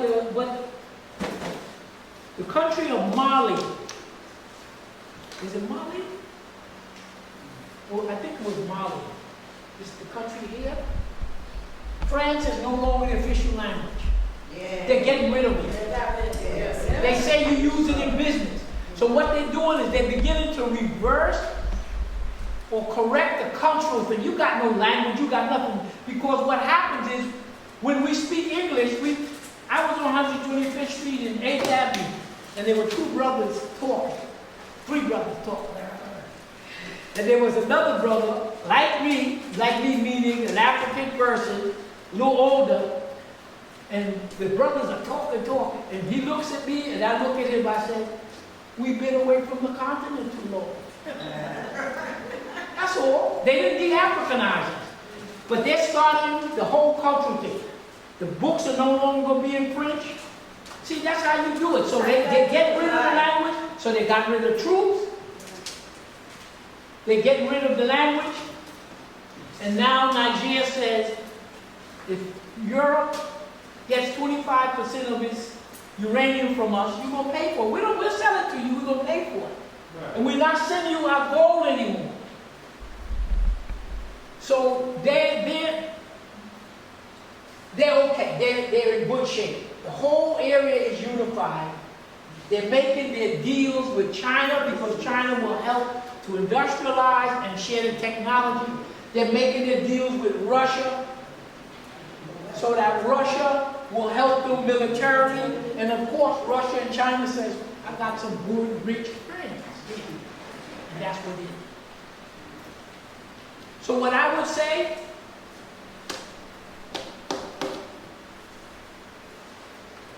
the most important thing you have, people will say, well, what do you do now? I don't know any more than anybody else. The only thing that I say is you must keep your family intact. You're here in the U.S., you must do everything you can to keep your personal family intact. Then you extend it to your community family. And for those, if you got any money or anything left over, cut this off. Ain't nothing that was Right. crazy. So who want to go? They're making it difficult to go. But if you can stabilize your family and dream of going over the continent, hook up with a community where they can farm and do. There's no industry here. Industrial, there's nothing here. China has it for Chinese. You will have it. All of this is going to be industrialized if they want it. They'll be getting car factories and everything. But you got to have first the thought and then try to back it up with the money. That's the best I can say. People always want to know what you're going to do. I don't have any other solution. I'm trying to survive just like the rest of us. But that's my experience. Stabilize yourself here. You got to take care of your children, your grandchildren. But try to at least get the grandchildren. Get the grandchildren something. So a lot of the people going over are older. They've raised their families. They don't have children. Some people bring their children. And you need money to sustain yourself. So if you have money coming from Social Security, if you have money coming from military, business here, you got to survive here and prosper here. But anything extra, try to do it for the kids, the children, because next time if we do a part 5, we can add something. We can then talk more on the strategy. The place is going. So they've done the first step. Their minds are clear. They're getting rid of all of the foreigners, military. They're arming. They're going to kill down all of that. The whole place is going to be stable. Algeria said they're not going to allow the West to disrupt the whole area. They're all bitter and mad because everybody has their history book and they open it. So don't give up on the will. Let me just say this last thing.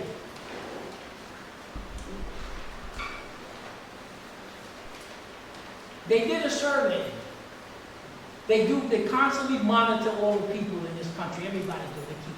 Right. And they found about 3 or 4 years ago, I don't know if we mentioned it to you, that the death rate among white families was higher.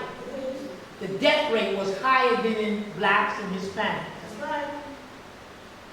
No, this is wrong. They did it again. How could the death rate be higher among whites than the blacks and the Hispanics when we mistreat the blacks and the Hispanics the worst? So they said, okay, let's do this. Let's go to Australia, let's go to New Zealand, Canada, and let's go to Europe, where there are mainly white people in control. You don't have that many. And they found that the white people in Australia, New Zealand, Canada, US, their birth rate is lower than in the United States of the whites. So all around the world, the whites have a lower death rate in Italy and every place else, because they live in the best. But in the United States, for some reason, so when they found it out, they found it's only in the United States where the death rate is higher than in whites and Hispanics. And then they say they don't want to talk about it. Now, you have 3,000, what do they call these boroughs? What do you call these boroughs? Or, I don't know how the United States is cut up. You've got 3,000 counties, they call the county of the United States. And what you can trace it back to, Ronald Reagan started it, and then they began to outsource the jobs. If you're old enough, I'm 80, but if you're like 60, 70, 80, you'll know. But if you're 20, 30, 40, you wouldn't have lived in it. Right. 50 million jobs Factories started leaving. pushed out. Those were the high-paying jobs, the good insurance, the ones that brought you cars, the ones that brought you 2 and 3 homes. When they outsourced it 50 million, almost all of those jobs were white men who could afford to keep it. So that's one of the root foundations that you see poverty in America, but poverty in the whites. As somebody said on WBA, I shouldn't say, she said whites have been niggerized. To push a harsh term, she wanted to make sure you understood, don't get fancy with us here. In other words, white people are being treated by white people like they used to treat us. So now you got 50 million jobs gone. Then the man asked me the other day, how come there's so much homelessness? I've never seen this kind of homelessness, but he was only in his 50s. I said, remember that housing fraud came at the time Obama was here? Well, about 5 or 10 million homes were foreclosed due to the fraud from the banks and Subprime. right? So let's just take conservatively 5 million homes lost, mostly all white. There are 4 people to a family. So how much is that? 20, 25 million people were made homeless one shot. There you go. That's where the homeless come from. They lost it. Then you not only outsource everything, look at the inflation rate. So the root cause of this massive poverty is, you can pinpoint it to that massive outsourcing of 50 million jobs and to that massive housing collapse. It was the white community that got decimated. See, we were always here. So when the destruction come, we were already at the bottom, but they had all the jobs, the businesses. So there was WBAI, they had this white psychiatrist with, anyhow, I forgot, white psychiatrist with, you know the guy that comes on, he'll come on. And he said, the highest rate of suicide of white men, between 54 and up. They said, why? He said, because the psychiatrist, the way she said it, there are 4 pillars that stabilize a man, let's say a person. It says, once when these people, they've been losing all these jobs, they lost their income. You're a white man, your status is money, you got power, you lose your income. So they lost one of the major pillars that keep them stable as a family man, but they lost their jobs. So when they lost all of these businesses, the wife and the girlfriend left them. We don't need, you know. So that's the second pillar. Side chick? They left them. You side chick if you want. If you don't have enough money for the first one, you ain't got nothing for the second. You a rich man, huh? You better talk around with him. I don't know what kind of world y'all live in. No money, no honey. No money, no honey? So that's the third. Then he said third, they don't generally have connections to community structures like churches, taking kids places. They don't have any anchor. And then the fourth, they said that they don't have the brotherhood. You know, we got groups of this and groups of that and groups of that. And he said they just commit suicide. And what they're tracing, the death high death threat is, of course, the fentanyl, alcoholism, drug addiction, suicide, and murder. All of those anti-community things that people suffer from and they go to. Like they have us. They thought they have us. So that's the death rate. Drug overdose, alcohol, suicide, malnutrition, the works. They're in the worst shape as a family member. But for us, you know what you're up against. But you gotta look at the grandchildren if you can. Always dream of that, just like our ancestors dreamed of it. So if I'm able to get that, we'll be open to all of the people who want to come. The salvation is going to come from God. You want to do what the brothers and sisters they did. Yes, sir. You know how quick they're going to industrialize when they keep that. Niger, as an example, they keep all that gold. France has the 4th largest supply of gold and don't have a gold mine. Can you imagine the years that gold is going to pile up? Yeah. And then you say, I got gold? Who wants gold? Then you see North Korea, you see everybody say, what do you want? I'll give you some gold. Because gold is important for 2 reasons. One is industrial. And 2, for stabilizing the currency. So you're going to see a radical change. If we live another 5, 10 years, you're going to see a big radical change. And a lot of what is happening in the economy has to do with all of these changes, all of these changes that your dollar is going. The chances are we'll talk. Give it another year or 2.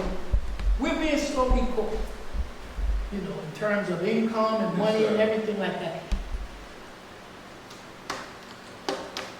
We know how to survive. I'll just end that. We know how to survive hard times. So just use it, okay? That's it. All right. Okay, ladies and gentlemen, put that music straight in your hand. Okay, we're going to take 3 questions because we got to get Doc back to Jersey. The first question, anybody? Well, Raji. Doc, answer the question in 3 minutes. I will. You spoke about buying property, and a lot of people may just let that slide. But just a little bit of math. An acre of land is 45,000 square feet. And you can put about 22 of these brownstone type homes on an acre of land. There's 14 of us in this room. So if we're going to buy something, I think there should be some sort of collective agreement where for those who don't have a lot of money, they can get involved in some sort of communal effort to purchase this land. Because, I mean, we all don't need a farm. You know, we just need a place to rest two-story house, if you could put 22 two-story houses on one piece of land, you're good to go. I just wanted to just throw that out there to see where people heads at. 3 minutes, Doc, answer that The question. only thing I can say to you is that you have to keep struggling, like you said, and you know that you have a government that's got a structure in place to eliminate or minimize all of what he's talking about. And forget the voting and stuff, but remember, there's a book, The Forgotten History of How the United States Government Segregated America. They purposely made these concentration camps called cities and put us in it. So he's right. Any effort you make, but don't get don't get upset. Just understand, you have a strong force trying to keep you down. That's what you have to overcome to break. Don't look in the mirror and say, I didn't do that, black people didn't do that. You're collective people. You built this country, you built Europe, you actually built it. So you know you can do it, but they are getting the foot off their neck. They're the majority. They got the guns, they got gold and oil, they're going to prosper. We don't have that here. So we struggle with what we have, but just don't look in the mirror and blame yourself. Because any one of you who is here, still alive and still kicking, you're doing good. All right. Hold on, Mike. Anybody from the Zoom audience got a question? Going once? Going twice? Going 3 times? All right. Brother Mike. A quick two-part with respect to... One part. Okay, I'm just making a statement and a question. Yeah. The statement is just, Ghana has offered land tax to Americans. And I've been to that area that they have set aside. This is what the great Asadi Kwame Nkrumah told us we can come back home. Because he considers Ghana our ancestral home, and also President I forgot his name. no, not Kwame Nkrumah. Kwame Nkrumah did it first, but then Colonel his name is on the tip of my tongue, but it is, man, it's still over. That's basically what I'm saying, that even though he's no longer president, that still is in effect, the land. My question with respect to clarity, I wanted to know what because you can explain it to us, what area were you talking about where at night it gets cold and that cold translates into ear problems and blindness? What it is this. Vanuatu is a tropical island, just like the Caribbean. If anybody's been in Jamaica and the Caribbean, you've been to Vanuatu. One is 20 degrees above the equator, the other one is 20 degrees below. So almost everything is equal. So you get off the plane and stuff, and you live, it's Jamaica, it's Puerto Rico, it's Dominican Republic. Okay. It gets cold, and you get chilled, and you get, your resistance drops. Then you get a cold, like a certain number, and then if the infection continues, the ears, the nose, and the mouth, and the eyes, they all connected. So when you cry, the tears go into your nose. So when you're forced to sleep in the cold with no blanket, and you get chilled, your resistance drops, and you've got insects and stuff, you're going to get colds. And those colds, the infection will go into your eardrum and make you deaf. That's all I was saying. There's nothing special there. You cannot live in the raw environment and expect to stay healthy. That's what I'm saying. And it's young children growing. Yes. Hi, good evening. It's my first time here. My name is Mara. So thank you for the information. Earlier you mentioned the countries of Cuba, Venezuela, Nicaragua coming together to move toward Russia and trying to support. To the sister's point earlier about immigration, earlier this year Biden put a mandate that made it easier for those 3 nationalities to immigrate here without really having to go through the long process of immigration like other countries. Do you have any information as to maybe if there was some deal that Biden made with those countries to make that so? The answer to the question is no. The second answer to the question, anything come out of the U.S. government, especially to the North people, I don't believe a damn thing they say. Sanction, Cuba's still on sanction. Okay? Nicaragua, because Nicaragua and Cuba and Venezuela decides that they want to develop their country. The United States don't want you to develop your country. So therefore, you're a bad guy.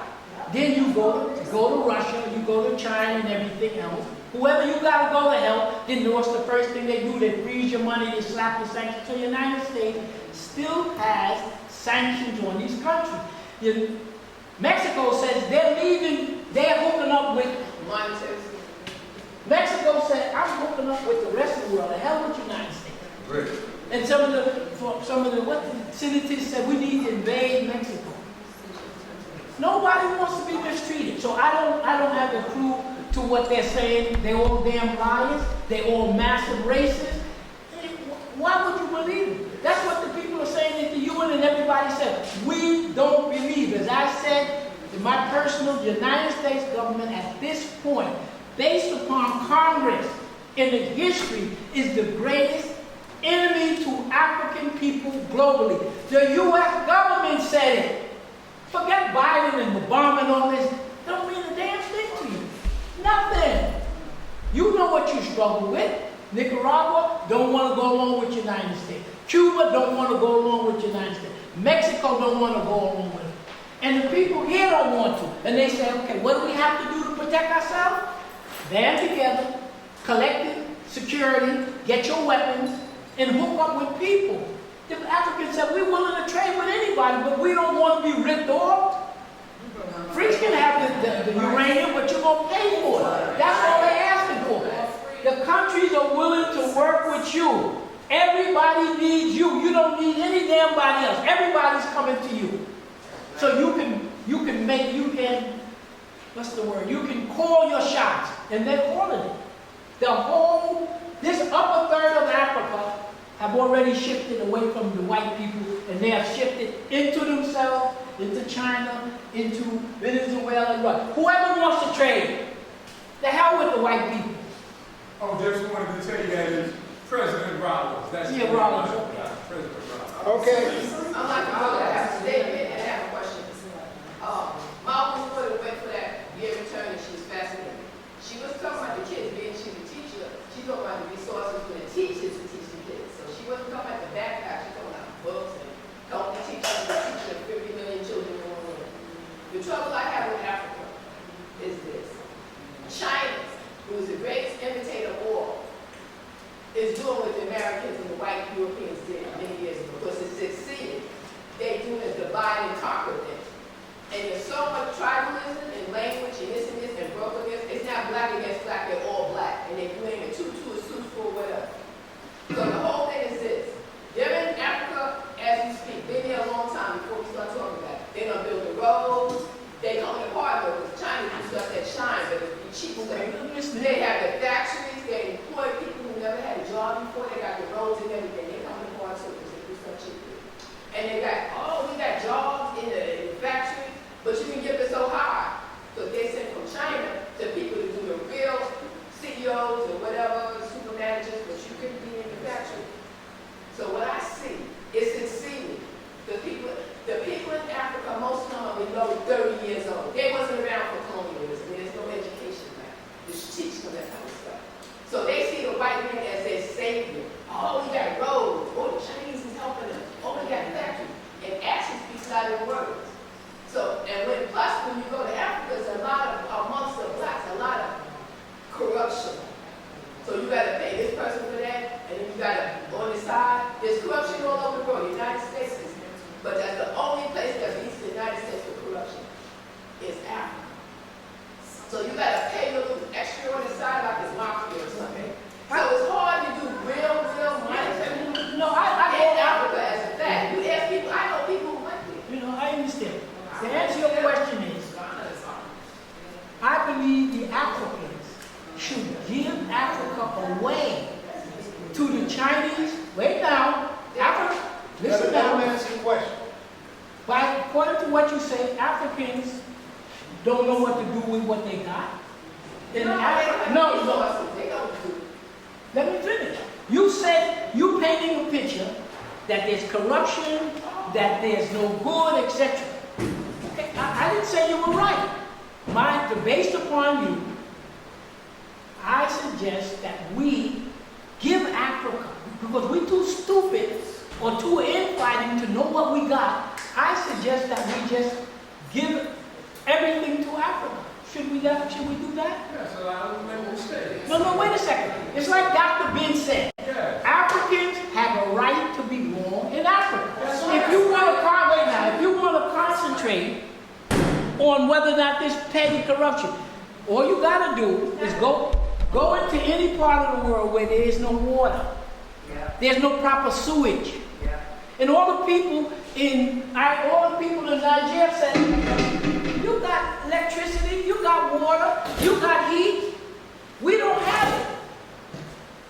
Africa had 100 cities, and most of Africa had a ruling structure before the Europeans came. Right. So I didn't say what you didn't say. If you want to focus on the minor pettiness that human... My daughter is trying to relocate there. But your daughter is not Africa. I've been there. You can't just go to Africa. If you want Africa, it's wonderful opportunity. But you gotta bring money to buy a house. You gotta bring money to build. Okay, you got a house. You have to, this is what happened. You gotta have a borehole for water. You gotta dig yourself the cesspool. You gotta put your land around. Nobody said anybody's gonna give you anything. You can build your property, just bring your money with you. Right. That's all we're saying. What's wrong with that? She got money. But you're talking about your daughter and your particular circumstances. We're talking about what is going on a global scale. All right. You know, what do you want us to do? One more question. Last question. And what you're saying is very powerful and significant because it's timely. We need that information. For us that's here, a lot of blood is spilled here. Right, yeah. We are invested here. Okay, yes. We are global. We are indigenous to the planet. Correct. We're not supposed to get us up, even though we're extending ourselves back. It's all about ethnic succession. Correct. And if it's ethnic succession, we're to be the one to ethnically succeed. Correct. And how we do that, I suggest, is nationhood under a flag of red, black, and green, blanket across all of African Americans, black folks here in this country.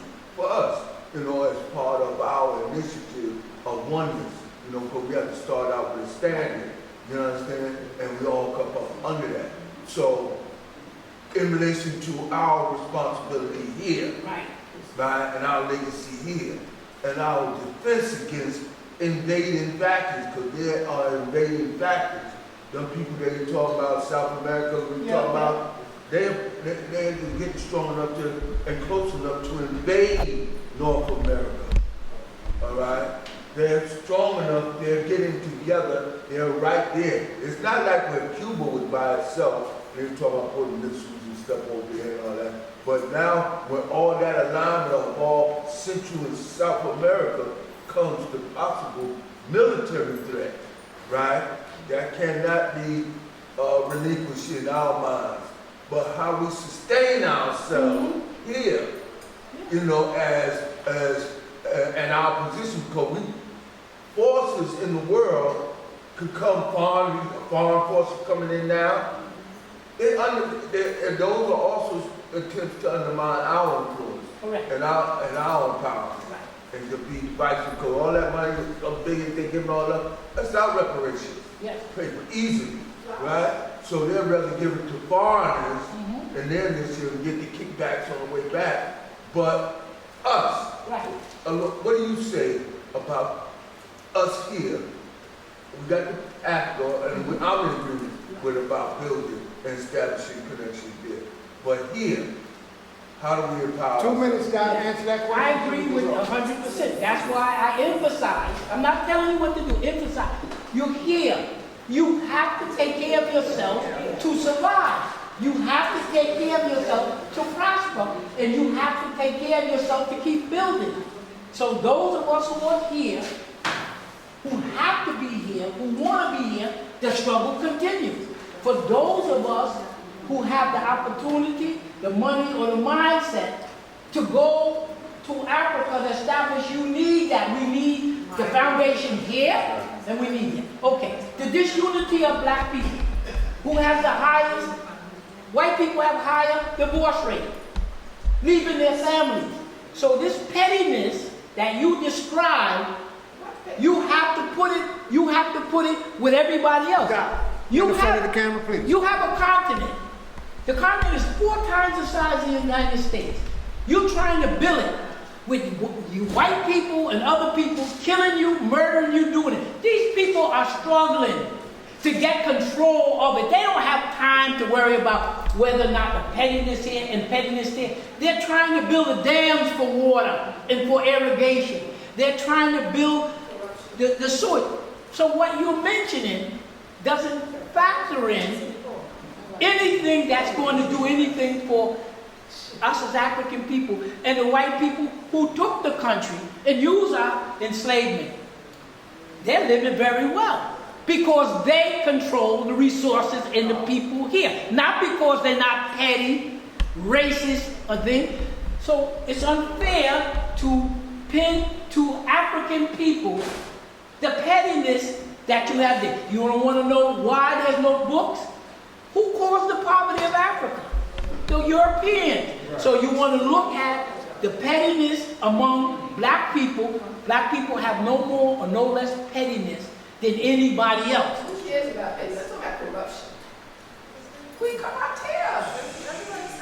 So you see special corruption. Do you see? That's a fact. Who said that? You said it? Google it. Google it.